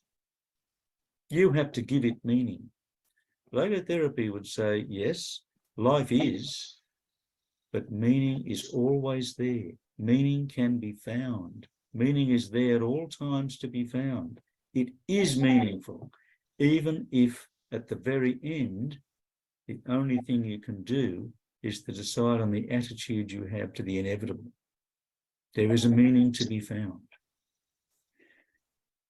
Really, our main motivation for living is to find that meaning in life. People say, I struggle to find meaning in life.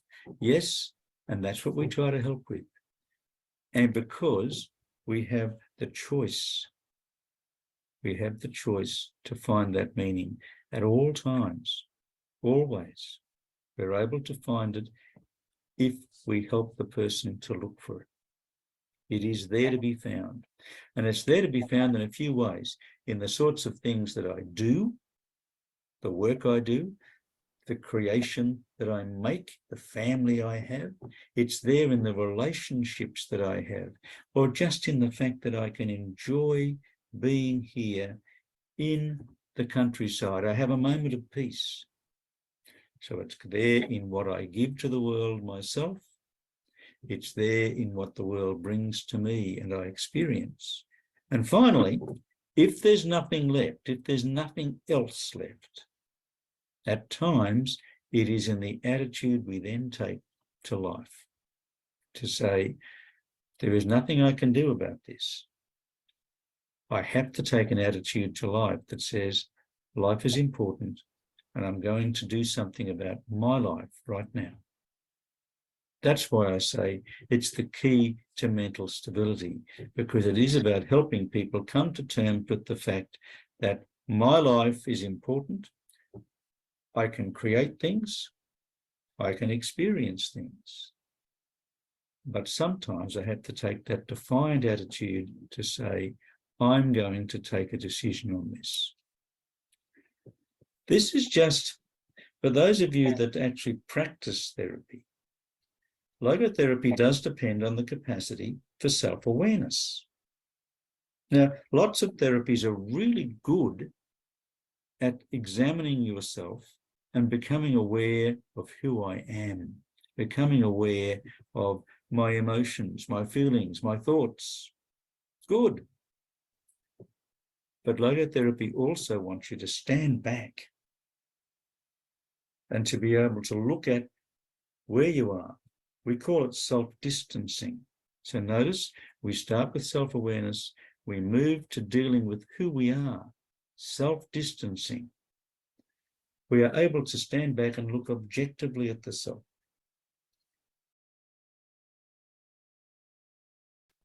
But the real logotherapy answer is not that.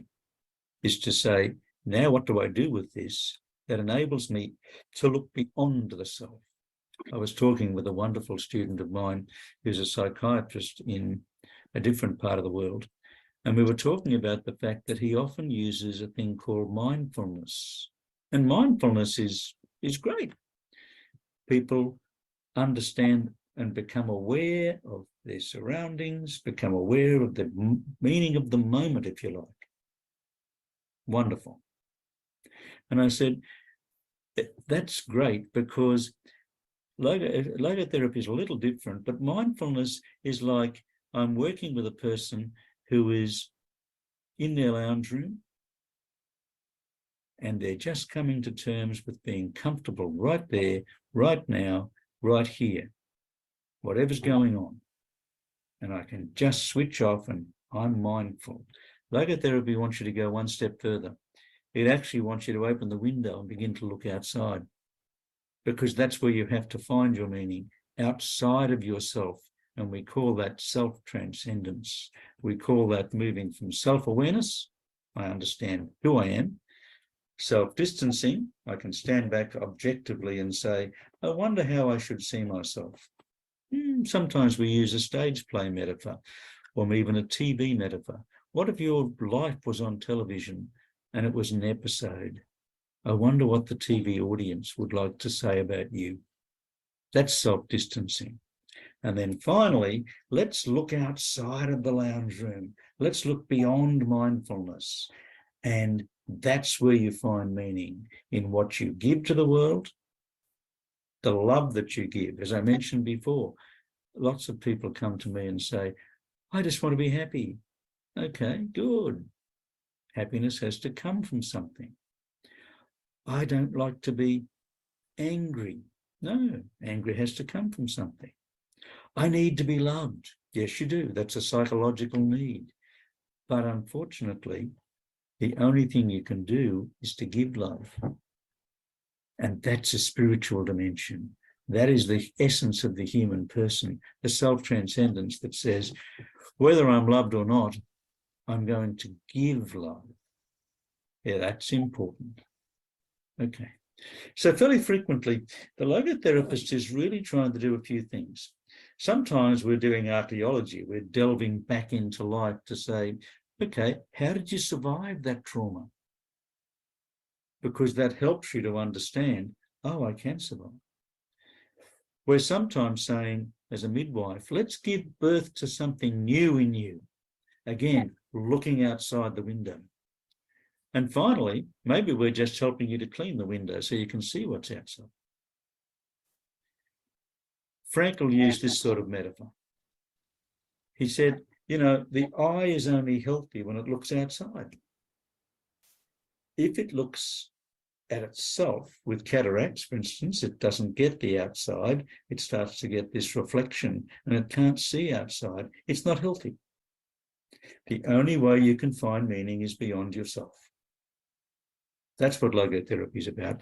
That's the pathway to mental stability. The pathway to mental stability is not saying, well, we can help you with calmness. Yes, of course we can, and we should. But eventually, can we help you to find meaning beyond the self, in something bigger than the self, something more important than the self? That's what it's about. That's the real logotherapy. Glaucoma. Sometimes we're cleaning the window. With glaucoma, you don't get a significant, see how it's on the other side, it's a severe vision loss. You can't see the edges. We're trying to clean that up so you can see the kids running across the road, so that you can see that it's not just a ball, and you will stop the car because you can see that there's something else there. There's something else in your life that can be addressed. That's what logotherapy is about. That's why it's a key to mental stability. And that's why the title of this is The Key to Mental Stability. Because we're constantly operating in that third spiritual dimension. I've sometimes sent this to people. It's a wonderful Frankl quote. Because the great logotherapy question is always, what's next? Because until the end of life, there is always meaning to be found. What's next? Your life may be in ruins. Things that you wanted may not have managed to materialize. Things that you had hoped for are not achieved. But now what do you do with that? Because that's where you are. What's next? And if you can help people to see the blue skies through the difficult times, then that's why the logotherapist is an archaeologist, to remind people of how they've done it before, a midwife to help people to see new horizons, and sometimes a window cleaner, just to say, can you see the blue sky out there? We can go there if we want to. You can go there if you want to. Logotherapy is about giving you hope. Logotherapy is about hope. It really is about hope in life itself. And that's what mental stability really is about. So that's all I wanted to say today, that logotherapy really is a spiritual dimension. Logotherapy is about the human spirit and enabling the human spirit to find that meaning in life which cannot be found on your own. It has to be found by devotion to another person or persons, by devotion to a cause beyond the self. You cannot simply shut up shop, close all the windows and doors, and I'll find my meaning. No, that won't work. Essentially, it only works when you look outside of the self. when you go back and say, it's not about self-awareness. Yes, by all means, we should do that. It's not about self-distancing, seeing myself objectively. No, it's about taking that person and moving them forward so they can see a vision for who I could be. The person I could be is always beyond the person I know I am. And there's always going to be that tension between who I could be and who I know I am. But as Frankl once said, if you take people here and treat them as they come in, as symptoms, as people who are here, and all you try to do is to treat the symptom, you make them worse. No, you give them a vision for who they could be, and you make them better. That's all I really wanted to say. And I have some questions to ask. And the main question to ask is, how can you apply this to the work that you do? Because logotherapy is a bit like the icing on the cake. It sits over the top of so many other approaches. But notice, it's about the big picture of life, the spiritual dimension of the person. And the danger is that when people come and start talking about life, they treat symptoms. I'm anxious. I'm depressed. Don't treat symptoms. Treat the whole person. And that's the whole message that we have. Don't treat symptoms. Treat the whole person. How can you apply this in the work that you do? Because you can apply it as a therapist, you can apply it as a company manager, you can apply it as a husband, you can apply it as a wife, you can apply it as a student. It is about saying, what do I want to do that is more important than me, and what sort of person do I want to become? Because that's a spiritual dimension. Thank you for listening. I'm hoping that that is worthwhile for you.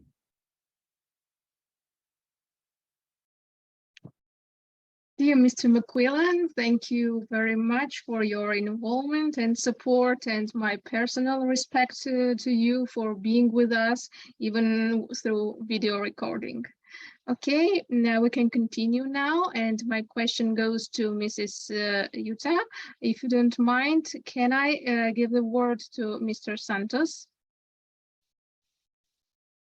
Thank you very much. So it's an honor for me to welcome our next speaker, Mr. Ellison Santos. Please. Hi everyone. It's so good to see many of you who I know online, and I hope to one day be able to meet in person. Yuta, Batia, Dida, so many of you. Nino, thank you very much for inviting me to be here with all these great people and for organizing this event. And I'm very, very happy to be here with you. Well, I will try to share with you one of the things that I've been studying for the last years, which is the psychology of love.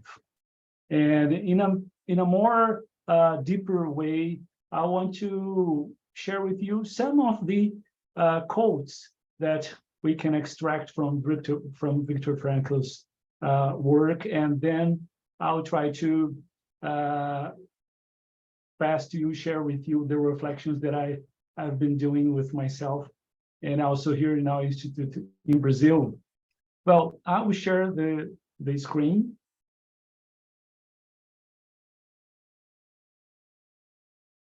Right.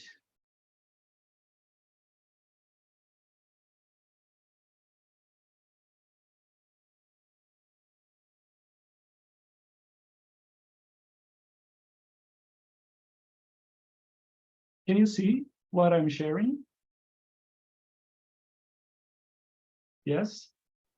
All right. Just half of it. Just half? Well, I don't know. Well, can't you see the whole screen? No, No, Right. not the whole. Sorry, let's see. Yes, it's okay now.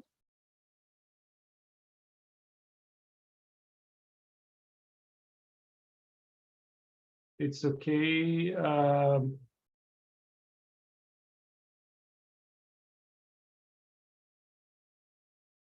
Yes. Can you see it? No. Last time was better. Okay. Yeah, let me think. Okay, I think I have to stop the sharing and share it again. Just a minute, sorry.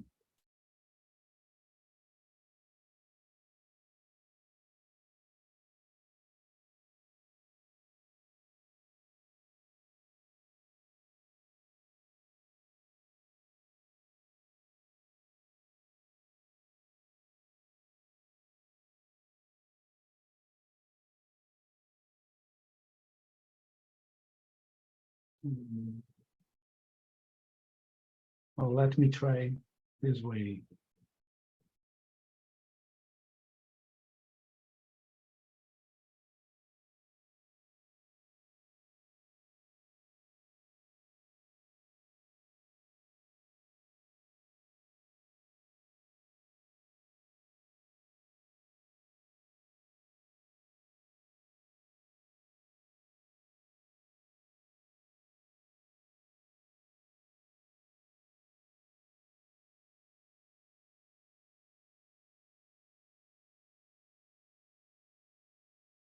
I'm sorry. How can I?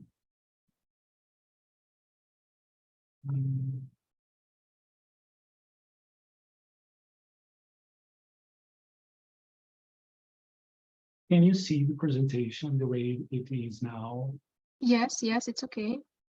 Yeah? Okay.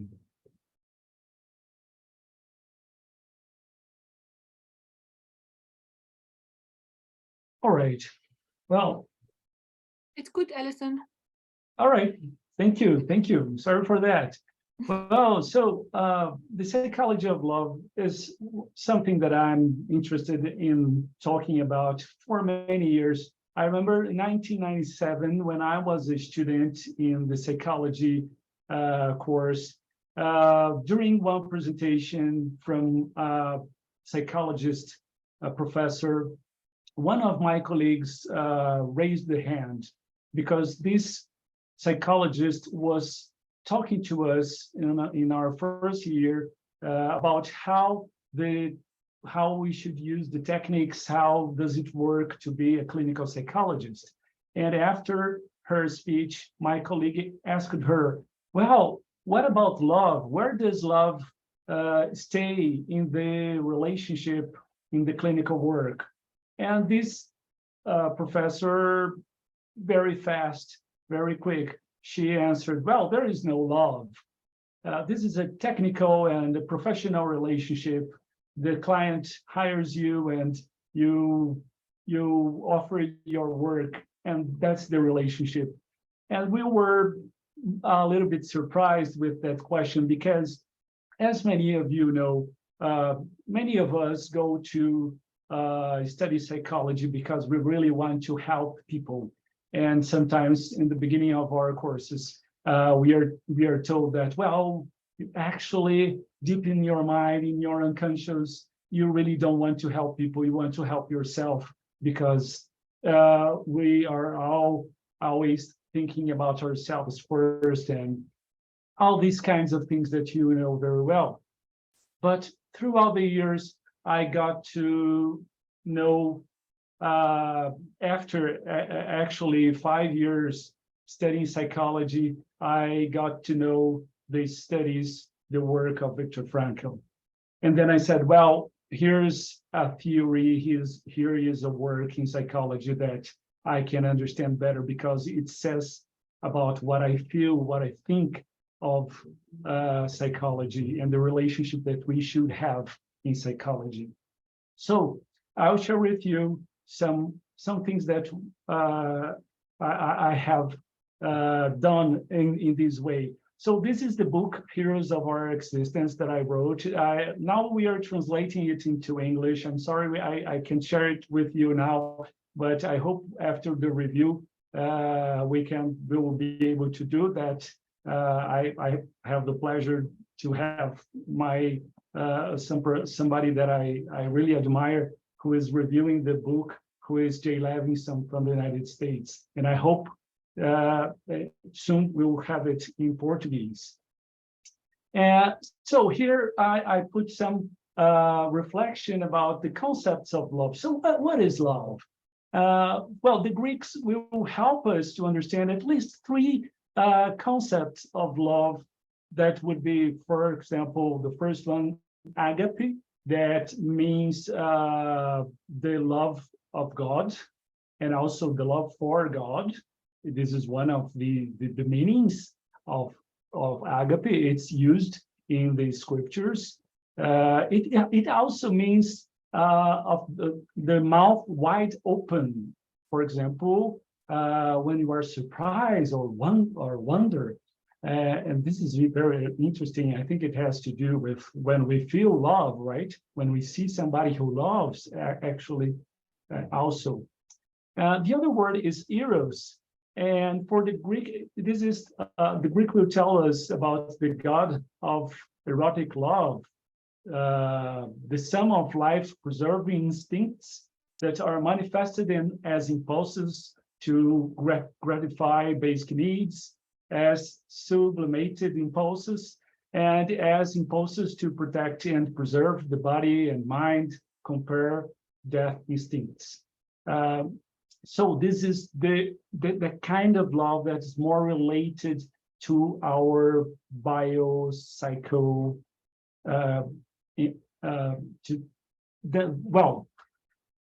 and this is something that, for example, when we talk about love in psychology, and there is a book called The Psychology of Love from the United States, and it is all about the relationship among two people who are in love with themselves. And what I wanted to talk in my book and extracting from the work of Viktor Frankl is to talk in a wide way about love. And then we are talking more about philos, which is the next concept that the Greek will offer us. That means friend as a noun, near and dear as an adjective. It is a term of endearment, an emotional term. It means virtuous and dispassionate love. It starts from a concept developed by Aristotle and includes loyalty to friends, family, and community, requiring virtue, equality, and familiarity. Well, so what does Viktor Frankl speak about love? There are a lot of quotes in Viktor Frankl's work, and in my book, I could gather many of them, and I'll share with you some of them. Love is the only way to apprehend another human being in the depths of one's personality.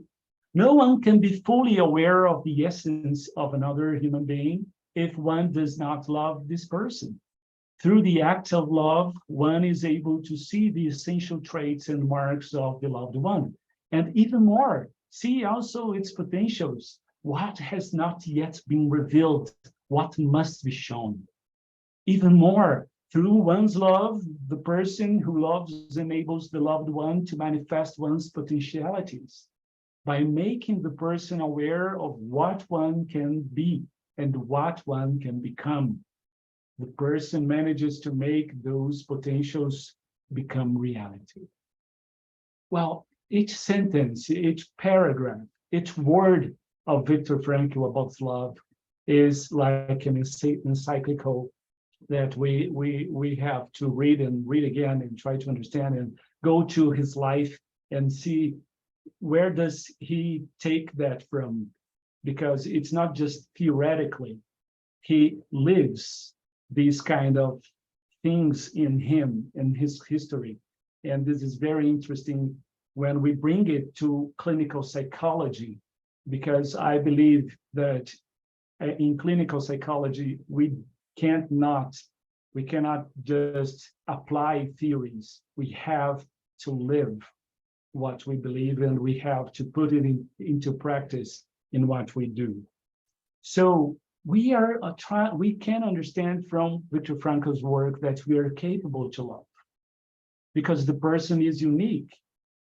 So we can apprehend the person, the essence of the person, through love.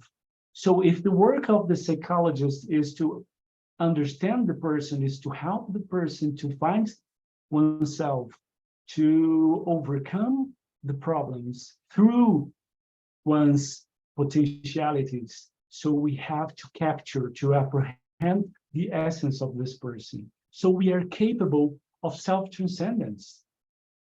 And love would be the most, the highest capacity that we have to self-transcendence. We can capture the essence of others. Our love can bring out the best in others. How amazing that is. And once Viktor Frankl will say to us, love is the quintessence of wisdom. So we are not just talking about theories that will, well, you have to love because love is going to be good for the others. No, what Viktor Frankl is saying, well, this is the quintessence of wisdom. Well, wait, if we want to be smart, if we want to be wise, love is the best way.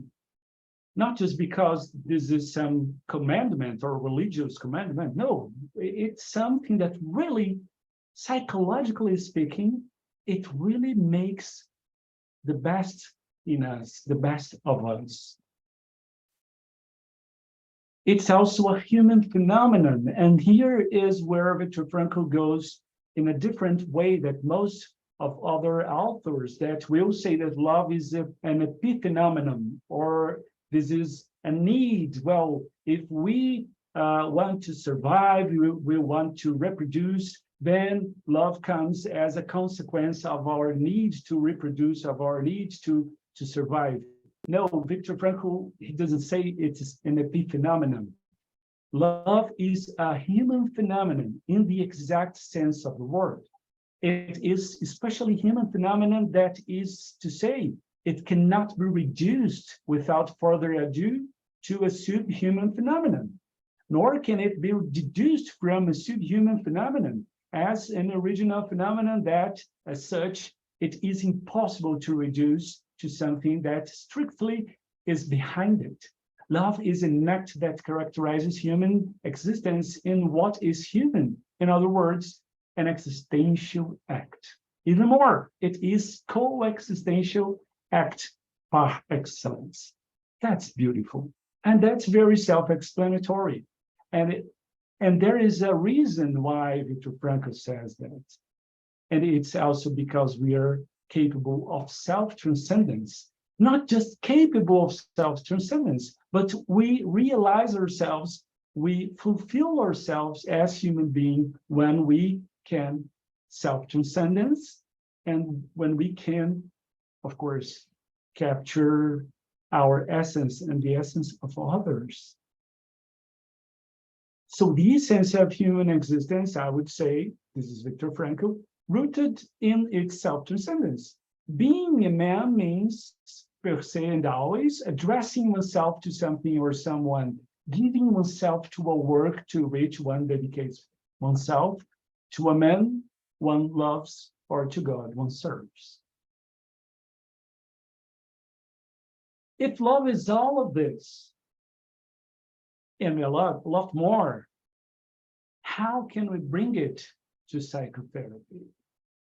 And I think this is a challenge for every one of us who is working with psychology today, especially today, when everything has to be measured and when everything has to be in statistics.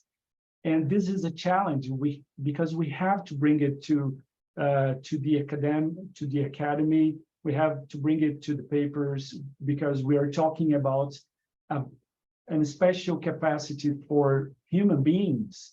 And actually, it's not just logotherapy that sees that. It's evident. Every one of us can feel touched when we are loved. And every one of us can feel better when we can love. And every one of us feels touched when we watch videos, scenes, movies, theater, when we listen to music, where there are things about real love. And we are also always touched by it. So I'll share with you, and in my book, I can share it very with a lot of details. But there was a 56-year-old woman that I was seeing.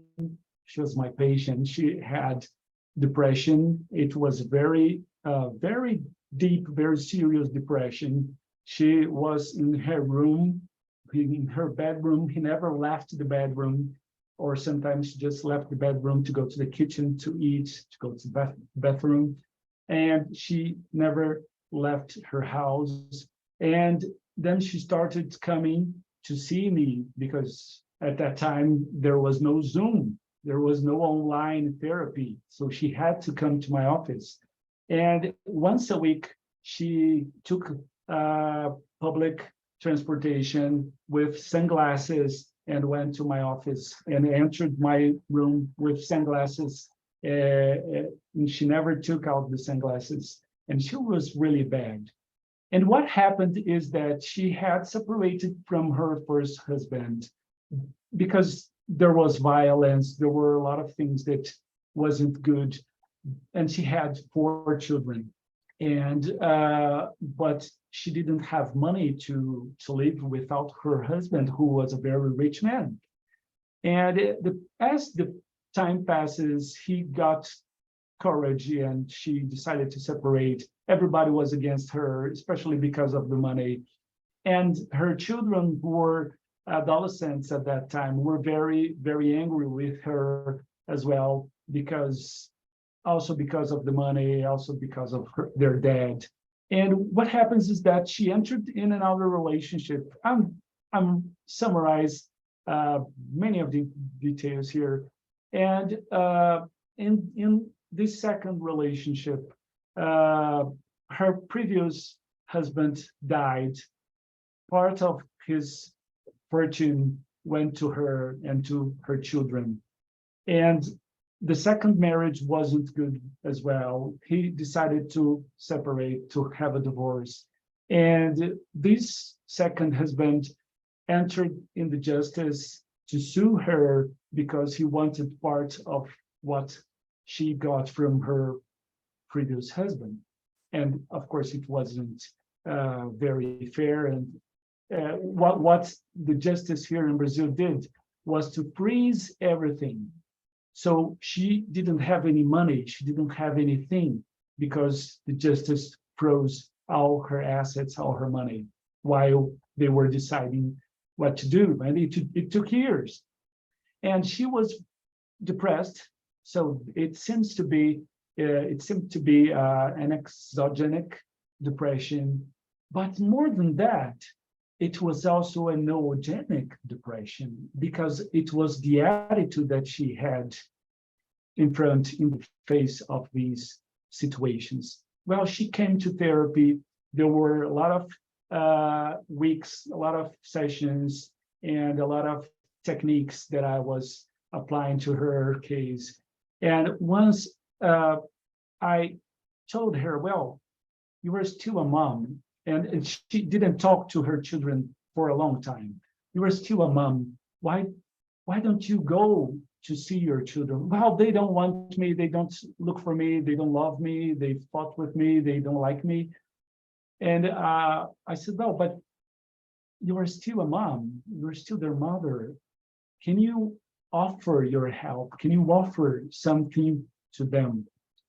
And after some talks, but it was in a specific session when I could help her to access this self-transcendence capacity, but not just self-transcendence, but the possibility for her to live that position of victim to help somebody else. And it was not just anybody else, it was her children.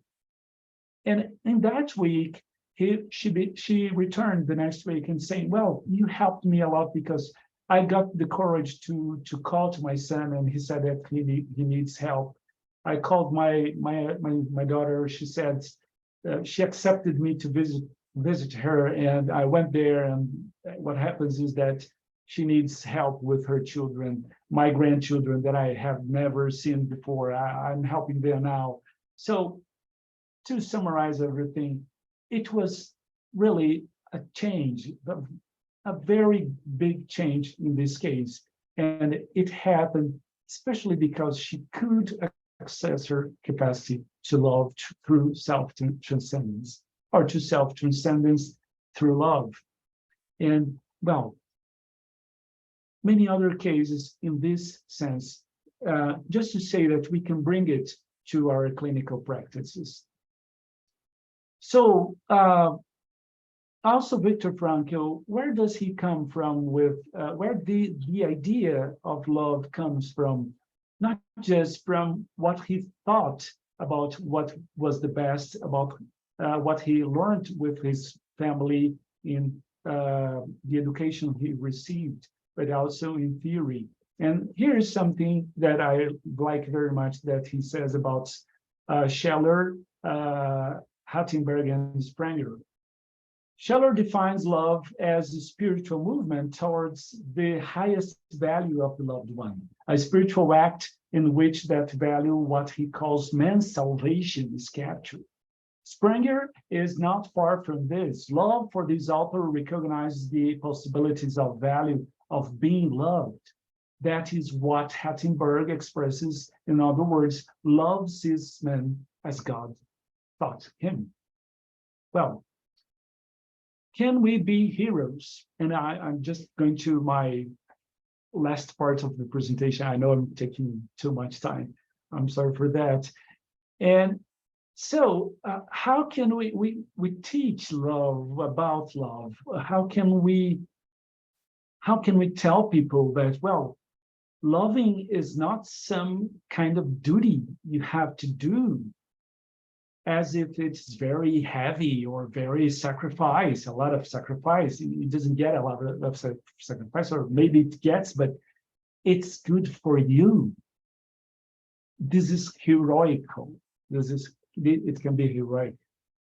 And Philip Zimbardo, maybe most of you know him. He's very famous for his book, The Psychology of Evil. He says he has some words about heroes, and he says heroism is not just the privilege of those who perform extraordinary exploits or who take risks to protect themselves and others. More than that, heroism is a mentality of the accumulation of our personal and social habits. It is a way of being, a special way to see yourself. Being a hero presupposes to act decisively in the critical moments of life, to try to resolve injustices or to create positive change in the world. Being a hero also requires great moral courage. Each of us has an inner hero waiting to be revealed. We are all developing heroes. Our training for heroism is life, the everyday circumstances that invite us to cultivate the following habits: performing kindness, actions daily, showing compassion, starting with self-pity, revealing the best of others and ourselves, covering love, even in relationships more challenging, and celebrate and exercise the power of our mental freedom. Well, I think here we can understand that heroism is very linked with our ability, our capacity to self-transcendence. And it's also very linked to our capacity to love. And every one of us can love. When we love, we access this self-transcendence, which is very good, as we all know. And also we can feel better, and we can also overcome our, it can help us to overcome our mental problems. And this is the best thing for me to end. And I love this quote when Viktor Frankl in a presentation in one university in North America. He says this, quoting Goethe. He says, if you take man as he really is, you make him worse. But if we overestimate, if we overrate man, we promote him to what he really can be. And this is something that we have to think. This is something that we have to try to understand and try to put in practice in our clinical practices. In every work that we do, not just in clinic, but in education, in the organizations. This is the most apt maxim and motto for any psychotherapeutic activity. This is what Viktor Frankl says, and I think this really summarizes what he believes to be what our work can be. Well, thank you very much. I'm sorry for taking so long. And here is some of my contacts. And thank you. Thank you so much. Thank you very much, Alison, for your lovely presentation. It's a pure pleasure to have you today. And let me comment with the words of Solomon that came on my mind now. Place me like a seal over your heart, like a seal on your arm, for love is as strong as death. Thank you very much. And any questions? Any comments?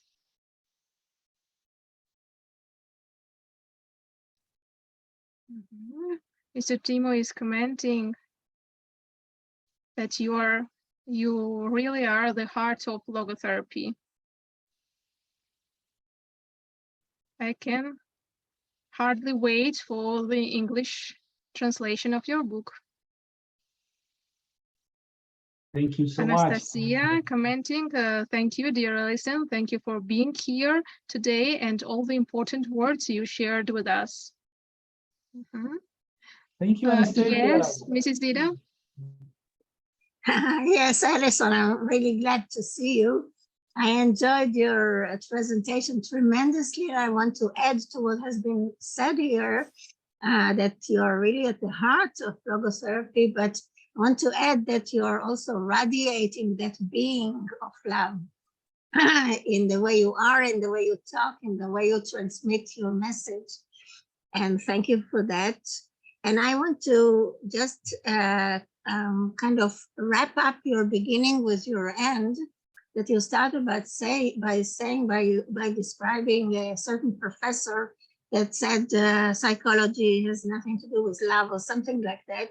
And then I was thinking the next level is that people say, well, psychologists or therapists only have professional love, so to speak, quote unquote. So for that particular hour of therapy, they sit in the position of, I love my patient or client, but then they go out of the room and they have all the reactions, etc., defensive behavior as people. And this is not what we mean by logotherapists. You first have to really live it.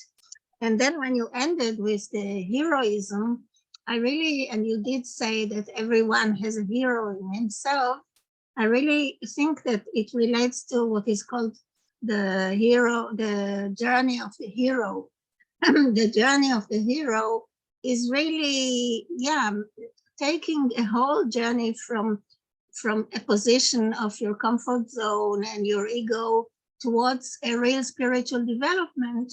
It can take life, but you're going on a destiny, on a divine path, and each one of us can give birth to the hero of himself.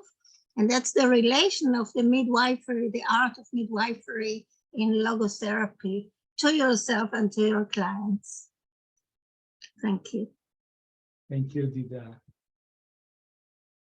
We'll talk. Thank you. Thank you very much once again.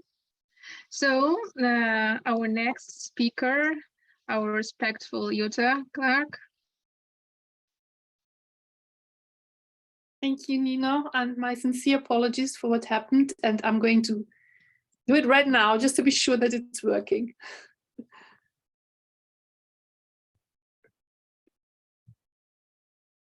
So can you see my screen? Yes, wonderful. Okay, so, well, again, thank you, Nino, for the invitation. I am thrilled to be in this wonderful circle of people, this community of people with lots of friends and lots of new friends. I'm thrilled to see so many new people, which, okay, I have been absent a little bit from logotherapy because I've been struggling with a health issue for over 2 years. But it means that logotherapy is growing, and that makes me extremely happy. So what I am going to talk to you about today is the concept of dignity. Simply not a concept. I'm going to talk to you about dignity and the value or the role dignity plays in the work of Viktor Frankl. And thinking about it, I came to the conclusion that dignity is really a meta value, a value which stands above all values. And without the value of dignity, we cannot live or experience our own values or the values of other people. And mostly I'm going to try to show this to you in Viktor Frankl's own words. Being aware that a lot of Viktor Frankl's works have not been translated. So Alison is actually fortunate because there's a lot in Portuguese and there's a lot in Spanish, but there's very little in English. So Nino, I know there's nothing in Georgian, but really English is also very thin. Okay. I'm going to tell you briefly about me, and I'm talking to you from this place. This is where I am, about here at this lake. This is the Austrian town of Klagenfurt. City of Klagenfurt is a regional capital in the southeast. Here is the border with Italy and the border with Slovenia. So that's about where we are located. I am a classical archaeologist. So remember Paul McQuillan saying logotherapists often need to be archaeologists. So I am one. So if there's something to be found, I will find it. This was always my conviction when I still worked as an archaeologist. And most of the time, this worked quite well. And I am also a mother of 4. I lived in 4 countries. In the United States, in the UK, and in the Netherlands, except for Austria. And I returned to Austria in 2016. I met Viktor Frankl in a crisis in my own life. And like so many people, I consider him as the decisive influence that helped me overcome the difficulties of this crisis, which are still ongoing and will be ongoing until I die, most likely. So without this lighthouse of Viktor Frankl, that would have been extremely difficult for me to handle. Okay, this is my up here. You see a picture which is on my Facebook site, The Future of Logotherapy. And I'm going to just jump right into it. I don't want to lose any more time. And I copied here something which I wrote in a Facebook post on this, The Future of Logotherapy page. I wrote it in March, just after the war, just after the Russian attack on Ukraine. Almost 2 years ago, at the beginning of the pandemic, I felt compelled to share this wisdom of Viktor Frankl. Today, as we look with tears, horror, anger, helplessness, and fear at yet another violent chapter of history of mankind unfolding, I want to remind you again of monanthropism, this word that Viktor Frankl created, and that could, if we would just live it, change so much. I've put this, the cover of this book next to this because this is a very important book and it's not translated. It's only in German. It's the Dictionary of Logotherapy and Existential Analysis by Viktor Emil Frankl. And it's a lexicon of logotherapy. And one of the entries in this A to Z lexicon is monanthropism. What does Viktor Frankl say about this word? It's actually a word creation. He made up that word. Humanity has come to monotheism, faith in the one God, thousands of years ago. However, if common values are to be found, a meaning that applies to all, humanity now has to come to a further conscience, the awareness of the one humanity. Today, more than ever, we need monanthropism. So this is actually, Frankl said that in the book Der Wille zum Sinn. I translated this from the German version of the book. In his, you know that Viktor Frankl wrote some books in English, yeah, and these books don't even exist in German. And apparently, I don't know why, he doesn't use the word monanthropism in these books, which apparently causes a problem for some people who don't like the use of the word monanthropism. Now, I really like it because it's a beautiful, in connection, for me at least, in connection with monotheism. So this is, I'm not going to read all through this, but I'm going to put this presentation, the PDF of the presentation, in the chat of our Zoom. I've translated the entrance in this dictionary, right? The dictionary has been prepared by two really eminent Viktor Frankl experts. And one of the sad things in our field is that some people haven't gotten a voice. And I think they are among them. It's Karl-Heinz Biller and Maria de Lourdes Stiegeler. Maria de Lourdes Stiegeler is a Dominican nun. She's a theologian. Karl-Heinz Biller, professor of education, university professor of education. So they have really gone through all of Frankl's works to prepare this and give all the quotes where you can relate what Frankl has said about a certain topic, which is an extremely useful a resource. And there's also a new edition, which is published at the responsibility of an institute in Germany, which is headed by a Protestant theologian, Wolfram Kurz, and his wife, Boglaka Hardinger. I think this name might be familiar to some of you, but they are both wonderful and have published very profound works on logotherapy. So, but let's quickly see. Monanthropism is the doctrine of the universal equality of all human beings. It first arose in the thought of the Greek philosophers. Thus, Aristotle describes the human being as naturally striving for community.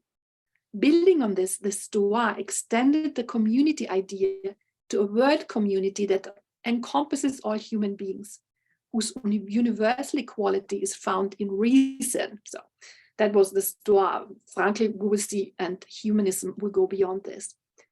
Frankl developed the idea of monanthropism in analogy to the emergence of monotheism. Just as faith in one God developed, the awareness of one humanity should arise. In logotherapy, the term monanthropism expresses the well-founded hope that all people will succeed in reaching the conviction that there is only one humanity. This thesis of all humanity as one has the potential to lead the search for values, for meaning that applies to all. The knowledge of the equality and equal dignity of all human beings also paves the way for the emergence of a word community. The term monanthropism can thus be seen as a program for a more peaceful world, with world peace becoming a realistic possibility. Monanthropism refers to the knowledge of the unity of all humanity, transcending the diversity of skin color and race. And this is now, these are the words of Biller and Stiegler. These are not actual quotes from Frankl. Down here is the one quote, again, that from this one in Ärztliche Seelsorge, so this book, The Doctor and the Soul, which Sabine told us should be called different. And I think it was actually called different at some point. I think it was called Spiritual Ministry in the first edition. I'm not entirely certain of that. Thousands of years ago, humanity came to believe in the one God, monotheism. But where is the awareness of the one humanity? An awareness that I would like to call monanthropism, the knowledge of the unity of humankind, a unity that goes beyond all diversity, be it of skin color or party affiliation. So party affiliation is important here because this is actually all quite political. Yeah, monanthropism is the framework for values that all people can accept. Yes, and this is our goal where we're trying to go. What does Frankl? I mean, I'm repeating what other people have said in other words in many ways. But what is the central question of Viktor Frankl is what does it mean to be human? And I've just put some bibliography here, which is unfortunately at this time, it's in German and in Italian and not in English. So you have this then in the file I will send to you. So it is always about the human condition, the conditio humana, very philosophical term. And what is the conditio humana is concerned with characteristics, key events, situations composing the essentials of human existence, such as birth, growth, our emotionality, conflict, and of course, Frankl's tragic triad, guilt, pain, and death. So, and all humanistic disciplines are concerned with this big question: what does it mean to be human? The conditio humana. We have this in religion, philosophy, history, in art, in literature, in anthropology, psychology, biology, sociology. It's a key issue when we speak about concepts such as meaning of life or morality. You know, I think this is why logotherapy is also so appealing to not just psychologists, but to people from all sorts of scientific backgrounds, because this question is at the core, really, of, well, pretty much every scientific endeavor of humankind.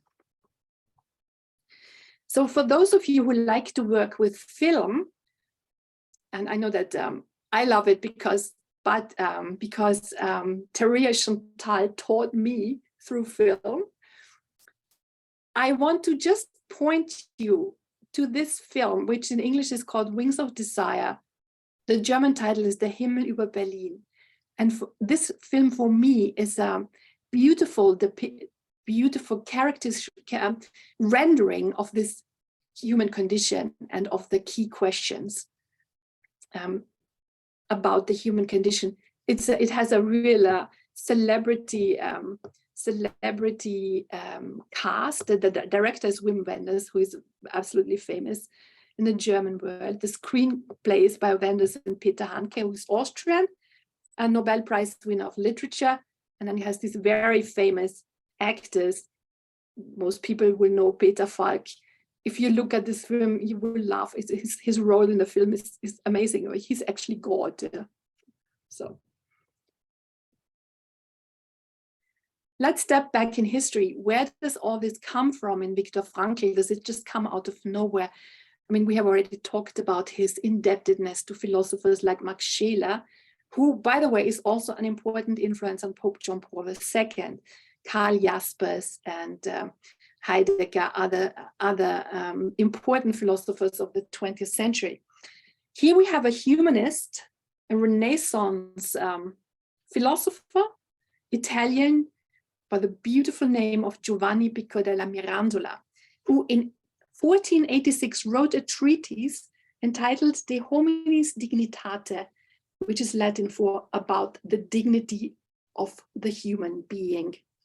And this is actually quite readily available. If you Google it, you can download it as a PDF in all sorts of languages. I didn't check if it was available in Georgian, but it might just as well be.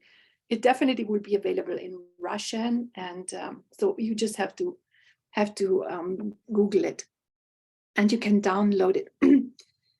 Pico comes up with a new interpretation of the essence of the human being and its place in the world. He sees dignity of man as a dynamic result of man's creative faculties. And again, with Sabine, so creating faculties, we could say here. Jakob Burckhardt, who is an eminent German historian of the 19th century, calls this treatise, he says it's one of the most noble legacies of the Renaissance. And we'll see, Frankl is just right in the tradition of this. There is a passage in the Dignitate Hominis, and I'm going to just go through this passage very briefly. We have given you, here, Pico della Mirandola speaks as God. He speaks with the voice of God here. We have given you, O Adam, no visage proper to yourself, nor any endowment properly your own, in order that whatever place, whatever form, whatever gifts you may, with premeditation, select, these same you may have and possess through your own judgment and decision. The quote continues. The nature of all other creatures is defined and restricted with laws, which we have laid down, we God. You, by contrast, impeded by no such restrictions, may, by your own free will, to whose custody I have assigned you, trace for yourself the lineaments of your own nature. And lastly, we have made you a creature neither of heaven nor of earth, neither mortal nor immortal, in order that you may, as the free and profound sharer of your own being, fashion yourself in the form you may prefer. It will be in your own power to descend to the lower brutish forms of life. You will be able, through your own decision, to rise again to the superior orders whose life is divine. And it seems to me that we can actually use these three parts of this quote to illustrate the axioms of logotherapy: freedom of will, will to meaning, and meaning of life. Again, this is something which you will be able to, if you wish, if you like, when you have the file, the text, you can think about it. I've thought about this so many times, and every time there are new windows and new possibilities of interpretation. And it's just amazed me. I am amazed. I don't know. It just seemed to me such a perfect fit between Pico della Mirandola and Viktor Frankl, and it just shows how embedded Frankl is in the wisdom of humankind, really. So I'm going to quickly go through an article Frankl wrote in this exhibition catalog of the year 1946, entitled Niemals vergessen, never forget. The text is reproduced in the second volume of Viktor Frankl's collected works. It's not translated into English, and it was actually too much for me to translate it for you. If I have some time, I will, I promise. The title is Lebenswert und Menschenwürde, so the value of life and the dignity of the human being. Wert here, this is the word for value, so these four letters, and Würde is dignity. So I'm going to summarize it for you. Frankl starts by quoting Immanuel Kant, the German philosopher of the Enlightenment. Every man is to be respected as an absolute end in himself, and it is a crime against the dignity that belongs to him as a human being to use him as a mere means for some external purpose. So Frankl calls this an externally valid morality. But he also says that humanity has deviated more and more from this moral axiom. Human dignity has been ever more replaced by man's mere usefulness. More and more, man has been seen as a means towards an end. And especially in the context of capitalism, the human being has been made more and more a thing and thus robbed of his dignity. So some of this is quite literally translated from what Frankl says in this article. I mean, for me, it's really interesting that this is all put into context of capitalism. And interesting are also the conclusions Viktor Frankl will draw. For capitalism, man is nothing but a means of production. He is dehumanized, degraded to a thing in the service of mass production. With the loss of its value of personhood, the human being becomes but an undefined particle within a mass, an amoeba, sort of like this kind of one cell being which has no character and form, really. Theory and practice, ideology and politics, the understanding of personhood and value conform to each other. Therefore, the rejection of the metaphysical freedom of man goes in hand with the loss of his political freedom. The perspective that man is nothing but a product of economic, somatic, and other conditions cannot see him as a being essentially free. Now, if this part here of this article, that is to me, unfortunately and painfully so, a description of the zeitgeist, of the spirit of our times. I don't know if you agree, but to me, there cannot be a more perfect illustration. So this was written in 1946. Not much has changed. Some things we can add perhaps to Frankl's assessment here. And Frankl finds here an attitude leading to the collectivism of race. He finds the origin in the idolatry of the biological life being an end in itself without any transcendent meaning. So he says, since the collective attitude inherent in the de-individualization of man as part of a mass and the mass production process gained grounds, the biological fact of life began to be seen collectively too, and extended to the level of nation. Not life in itself, but life of the race was precious. And the German word is wertvoll, full of value. Full of value. Oops, sorry. Where are we?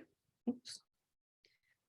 What needed to be preserved was the genetic heritage. The German word is Erbmasse.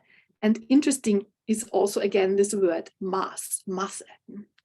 I mean, here it's used in a different sense, but of course, then it's very kind of, I can't think of the word. I think you know what I want to say here. And Frankl often quotes the Austrian national poet Franz Grillparzer, who foretold the way of humanity, from humanity to nationality to bestiality. So this, of course, is written in the context of the Holocaust, but it's also valid in the context of today's historical circumstances. Then he names some consequences, what happened. Yeah? For example, what happened to the dignity of motherhood? And suddenly, in these kinds of political systems, mothers are seen as reproduction machines, produce human beings, but they are factors of capitalism and not human beings. So what happened to mentally ill, terminally ill, or old persons? They were unworthy life. They have no commercial value. What happened to doctors? Doctors became executors, and if they didn't want to be executors, they became liars. this is also, we can think about this in the context of values again. Huh? So how our value of truthfulness sometimes loses its importance, or loses just its Verbindlichkeit, its obligatoriness. Of course, we feel obliged not to lie, but there might be a circumstance where it would be much more meaningful to actually lie. Remember that Viktor Frankl gave this example of stealing, that it became much more meaningful in the concentration camp to steal, because otherwise you would die of hunger. So the human being is seen as a utility in the sense of an object, securing material gain to those in control of the capitalistic system. Do I have to give you examples from modern politics? I don't think so. Frankl is a very graphic example from his life. Those unworthy of life because of their race are utilized to death in labor camps by squeezing out the last of their strength, by objectivizing them for experiments. Even their dead bodies were utilized for the production of soap, a hair turned into mattress filling. That I could go on also, but here we are. Frankl's conclusions for the future. I am convinced, he says, that it would be short-sighted and cheap to hold one particular nation or one particular party responsible for the excessive negation of human dignity and the consequential idolatry of the biological value of life. Avoidance of the repetition of these excesses in history needs the prerequisite condition that we recognize the danger as a danger inherent in everybody, in every single person of every single people at any given time. The fascism of the past is a warning for mankind, a warning for the politics of the present, for which there is one hope only, the democracy of the future. The undemocratic system of fascism has shown into which abysses a negative selection of criminals by criminals leads. Thus, the working of democracy has as its prerequisite a democratic spirit which needs to be fostered. Education for democracy, however, means education for personal responsibility. And personal responsibility is at the same time social responsibility. So Viktor Frankl's wisdom applied to our modern days. Responsibility is lived by responding. Response is given to a source of a question. So of course, if I'm responsible, I respond to something, I respond to something or somebody. So responsibility arises, per definition, out of a relationship dynamic. A responsible person capable of responding freely within the dynamics of relationship, unaffected of those attitudes that Frankl calls crisis-prone, will not be available for the de-dignification of other human beings, turning them into objects as existing within an unpersonal mass. So this is all very intricately connected. In this 1946 article, I found the first reference to those 4 crisis-prone attitudes Viktor Frankl names, right? It's collectivism, and I can never, when I'm put on the spot, I can never say them. Conformism, collectivism, fatalism, and fanaticism. But collectivism, I showed you where Frankl, not even Viktor Frankl, showed us now where this is coming from. I think there's a 5th crisis-prone attitude of our times. So Alexander Badiani and Elizabeth Frankl have, in their recent book of dialogue, have said that there's something called, Elizabeth Lucas called cyber pathology, and Alexander Badiani names entitlement. I think that's the most appropriate English translation, but to my mind, entitlement is just a part of something which is much more rampant, and it's a narcissistic attitude, which all this de-dignification of the human being leads right into these crisis-prone attitudes on a personal level as well as on the level of society. And it could never lead to these attitudes on a societal level, which are really extremely dangerous, if on a personal level the human being would be aware of its dignity and capable of living this dignity towards him or herself and towards the other. Okay, Frankl's concluding sentence: democracy of the future cannot end in an all-too-common party collectivism, but needs to result in a global society of all people.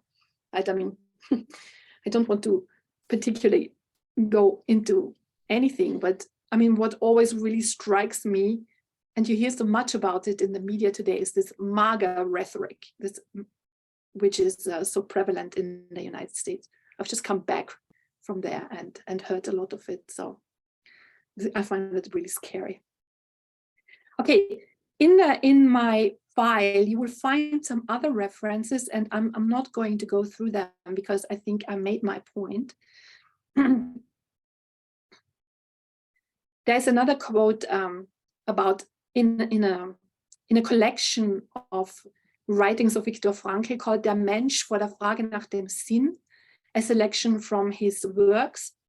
And it's a very short passage entitled Wert und Würde, value and dignity.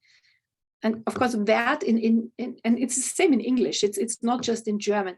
Wert can have two completely different connotations, right? It's a commercial object, has a value, and I can pay it with money. Yeah? And we have the same in German, but then a Wert can be something very different. And Frankl's values are, the definition of Frankl's values is not easy, but it's something which we deal with in a very casual fashion, but it actually needs to be thought about very carefully.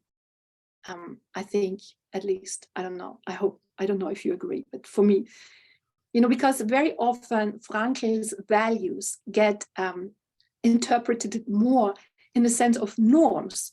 And then this also goes into this field of Frankl being appropriated by certain religious groups, right? The Quakers, for example, the Quakers claimed that Frankl had now become a Quaker, and a Catholic, quite conservative Catholic group had claimed that he was now a cooperator. And I've spoken to Ellie Frankl about this, and she just was like, oh my goodness, this is all this. She was really funny, and this is absolutely crazy. And Viktor tried so hard to avoid this, but I think that the inherent danger is just simply in the terminology. So this is why Sabine Rettinger's talk was so important, to draw our attention to a very, very careful and distinct use of the terminology and a very, very careful explanation of what we actually mean, because both value and that, they are very common terms, everyday language. Yeah, same with Würde and dignity. I mean, but they are very deep and meaningful, and Frankl gives them a beautiful dressing with his deep insight into the human being, from being a doctor and knowing what is good for our physical and mental well-being. Okay, this is a translation of this very short passage. There's one word in this passage, and that's Würde blind, dignity blind to dignity. And that, of course, can go both ways. I can be blind to my own dignity, and if I'm blind to my own dignity, I'm most certainly blind to the dignity of another person. So if a human being is turned into an object through the actions of another, and thus not seen as a spiritual being, but only perceived as potentially beneficial for and by this person, this is then being dignity blind. What is very interesting is that I have observed this in my practice. This dignity blindness, that you cannot hurt somebody else's or violate somebody else's dignity without violating your own. So this word dignity blindness is a real handicap, not just in your relationships, not just in your interaction with the world, but also for your own self-knowledge. And of course, it also is a big obstacle in self-transcendence. The central objective of logotherapy, helping the person getting to know and embracing its dignity, creating the space where the person can realize its individual values.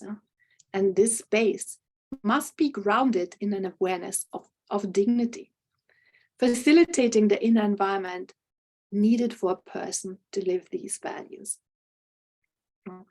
I am not a clinical psychologist, and I'm a coach, but right now I'm doing something completely different. I'm actually studying theology, which for me is a logical consequence of all this.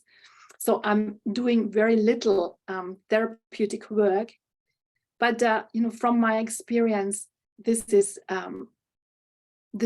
the core, really, at the core. Dignity is at the core. I'm working with senior citizen groups, and this comes up again and again and again.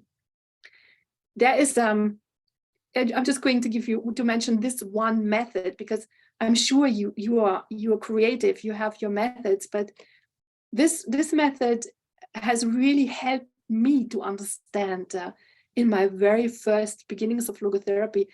I came across, I got to know this in 2014 when I went to Dallas on 2015, my first international congress. It's a Julius Rogina 7-step noetic activation method, which is kind of a meditation, which you can read and takes 15 minutes.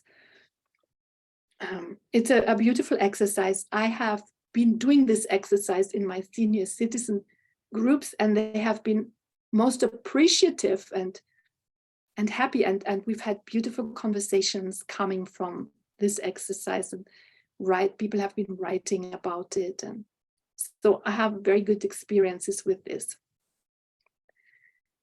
Okay, and then there's also I don't know if you know this brief text with which I'm going to conclude, and I almost always conclude my talks with this. So if you heard me speaking before, you know this. It's a text often attributed to Nelson Mandela that actually Nelson Mandela used it in his speech when he became president of South Africa. But the source is Marianne Williamson in her Course of Miracles. And actually it's in the book Return to Love. It is our light, not our darkness, that most frightens us. Our deepest fear is not that we are inadequate. Our deepest fear is that we are powerful beyond measure. It is our light, not our darkness, that most frightens us. We ask ourselves, who am I to be brilliant, gorgeous, talented, and fabulous? Actually, who are you not to be? You are a child of God. Your playing small does not serve the world. There's nothing enlightened about shrinking so that other people won't feel insecure around you. We were born to make manifest the glory of that which is within us. It's not just in some of us, it's in everyone.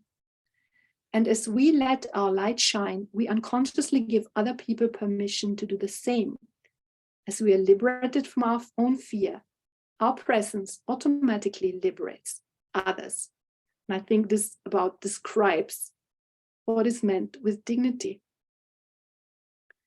And well, thank you very much for your attention. And please, if you have any questions, I'm going to unshare my screen. Thank you very much for your wonderful presentation. You gave us the food for thoughts. I'm going to put in the chat the file so that I don't forget. Thank you. Any questions, dear colleagues?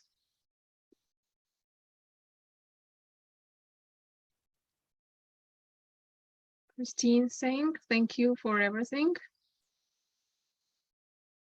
You're very welcome. It's a pleasure, always a pleasure. Thank you very much. Okay, and let me present you our last but not the least, our dear and respectful colleague, Mrs. Svetlana Shtukaryova.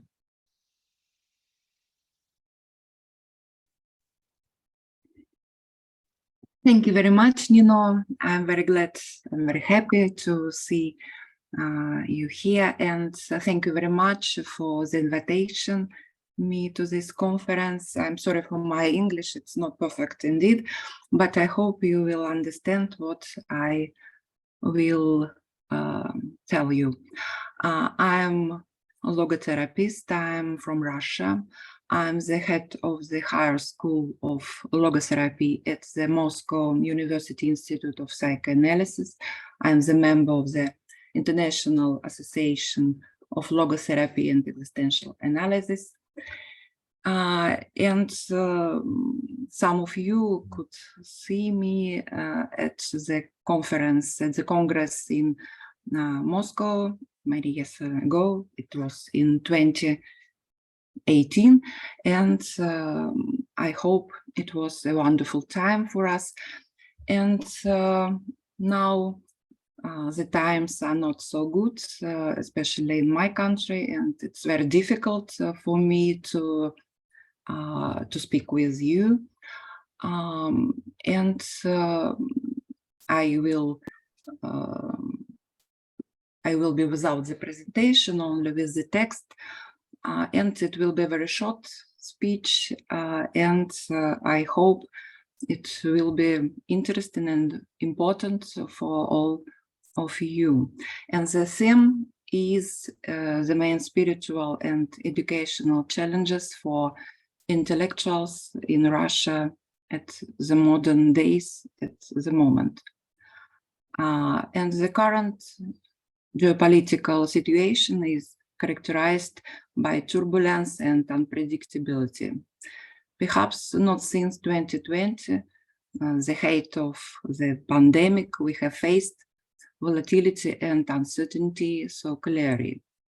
There are more or less difficult times in everyone's life, and we all have positive and dramatic or even tragic events, and just these events require us to have a special attitude, special point of view, and to make more meaningful decisions.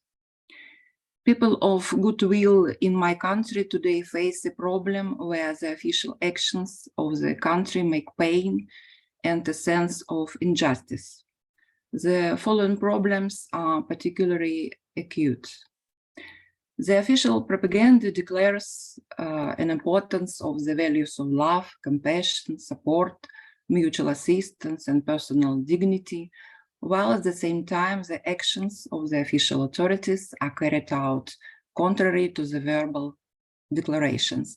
In other words, the principle of unity of words and deeds is obviously violated.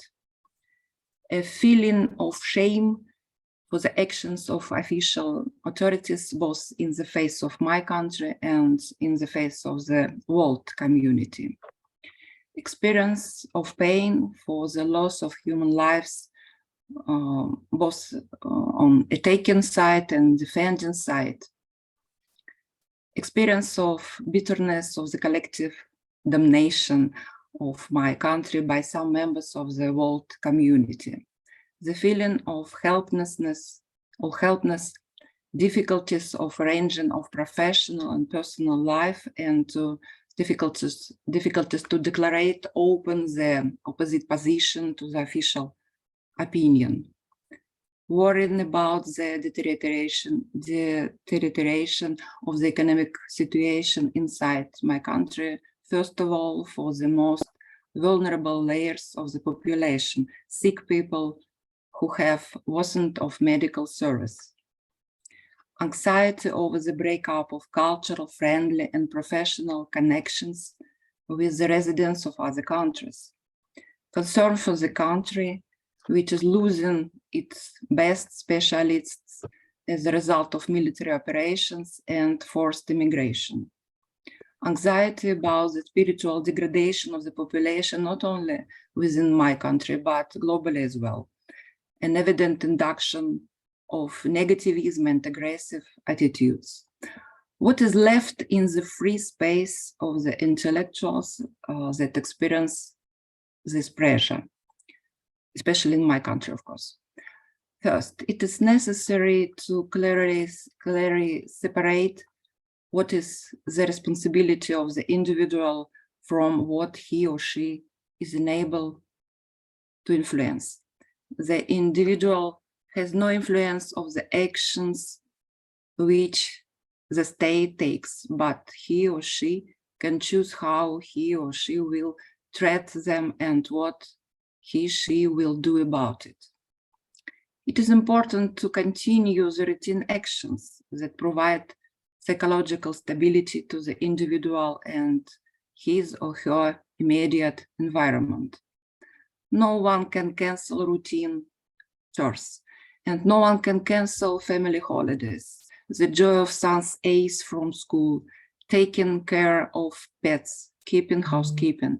It is important to look at the conditions of immediate and distant environment, to strive not to stir up controversy, but to look for common ground in nature, art, past memories, lead by example to do simple but important things even in the toxic atmosphere.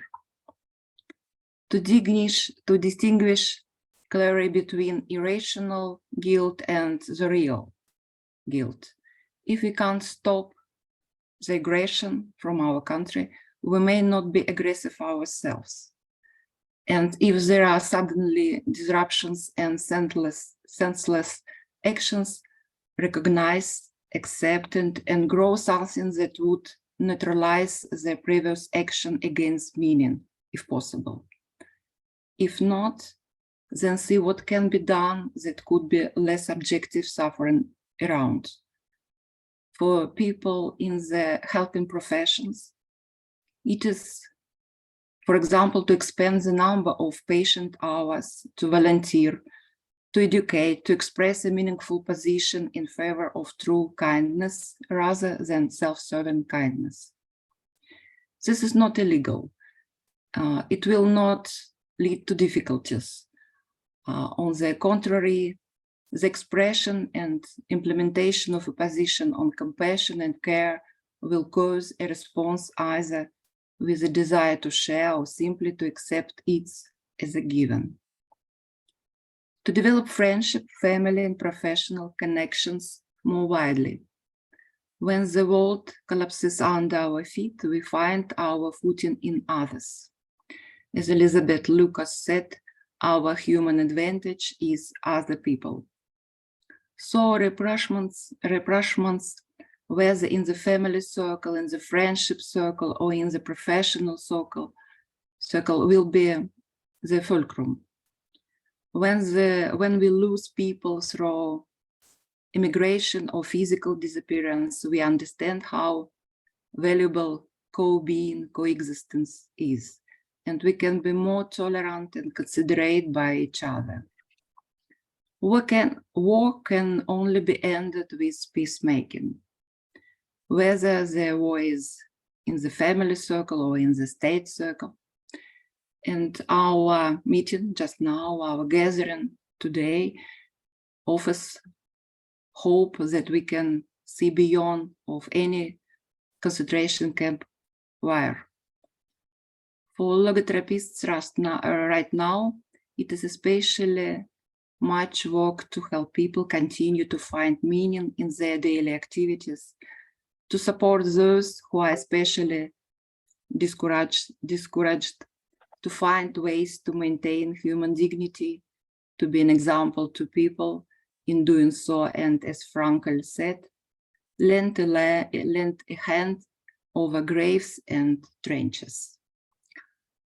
I think I could finish my very short presentation, and I hope it was meaningful. Thank you for your attention. Thank you very much for being with us, Mrs. Svetlana, and thank you very much for your important speech and participating. So, dear colleagues, please let's share our emotions, some words to each other before we finish.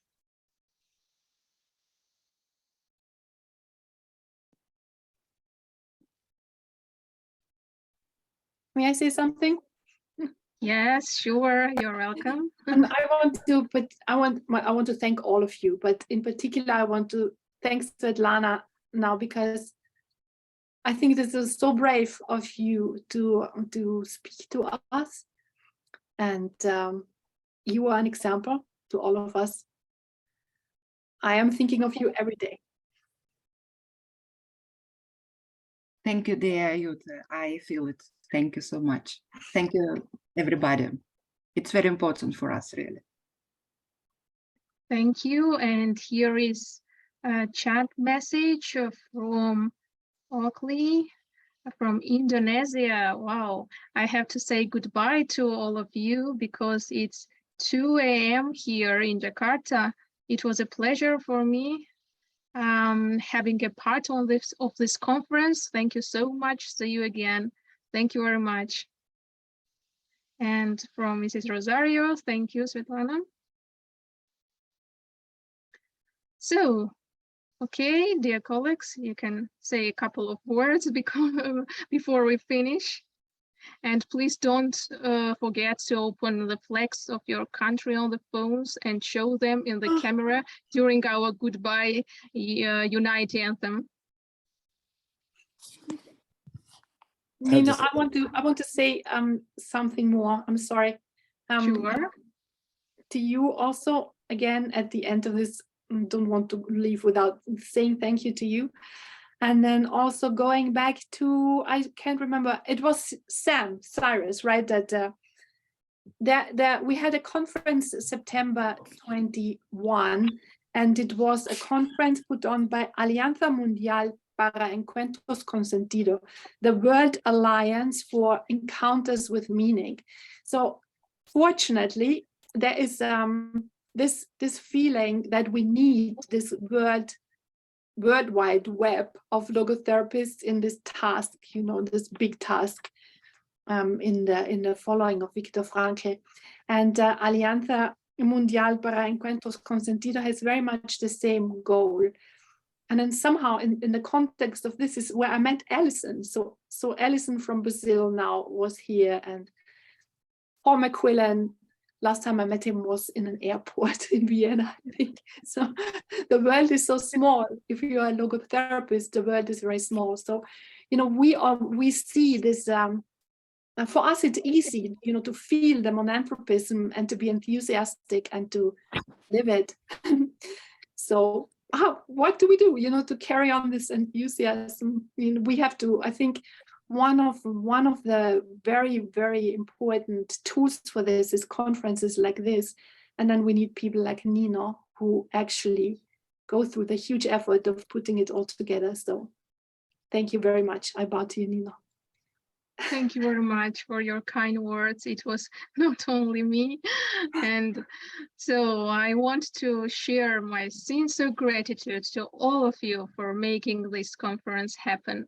The words of appreciation to each and every speaker for their involvement and wisdom, for meaningful presentations and inspiring speeches, to Global Logotherapy Initiative team for supporting in organization.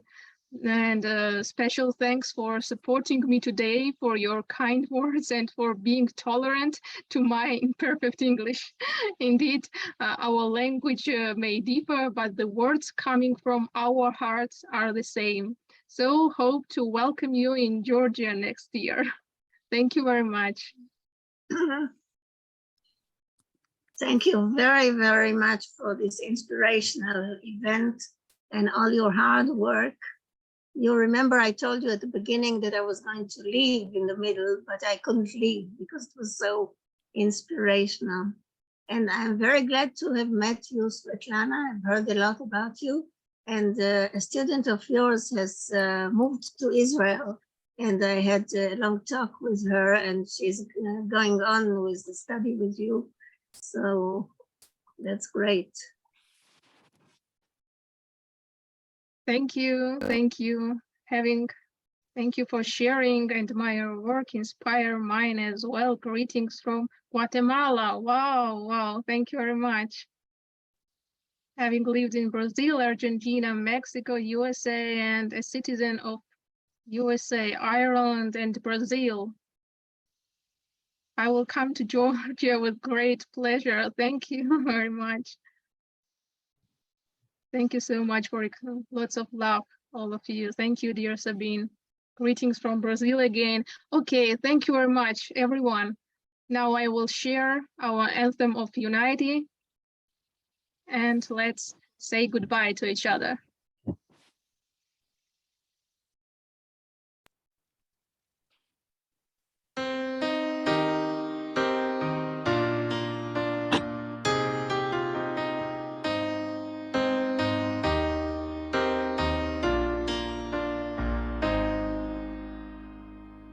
I have a dream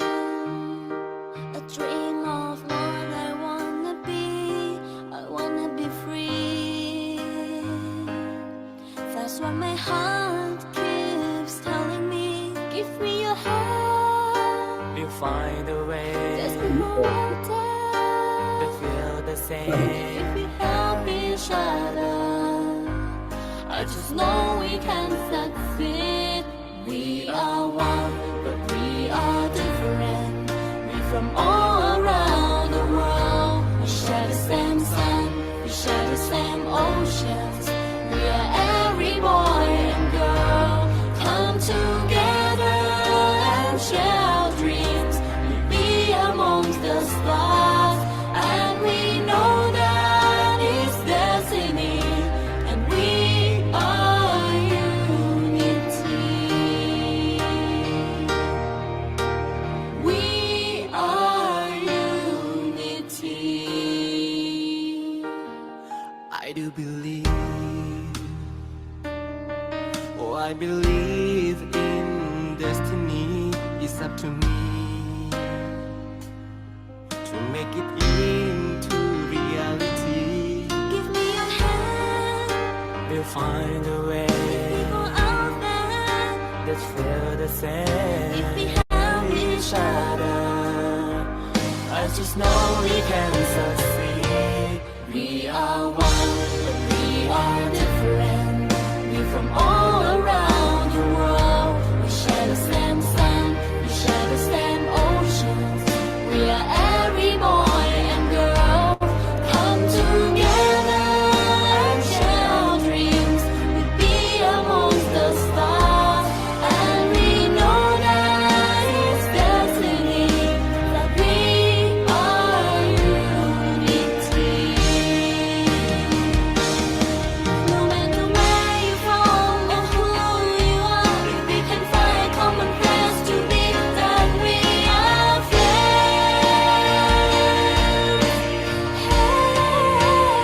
friends. We are one, but we are different. We're from all around the world. We share the same sun, we share the same oceans. Oh. We are one, but we are different. We're from all around the world. We share the same sun, we share the same oceans. We are every boy and girl. Come together and share our dreams. We'll be amongst the stars, and we know that it's destiny. That we are unity. We are unity.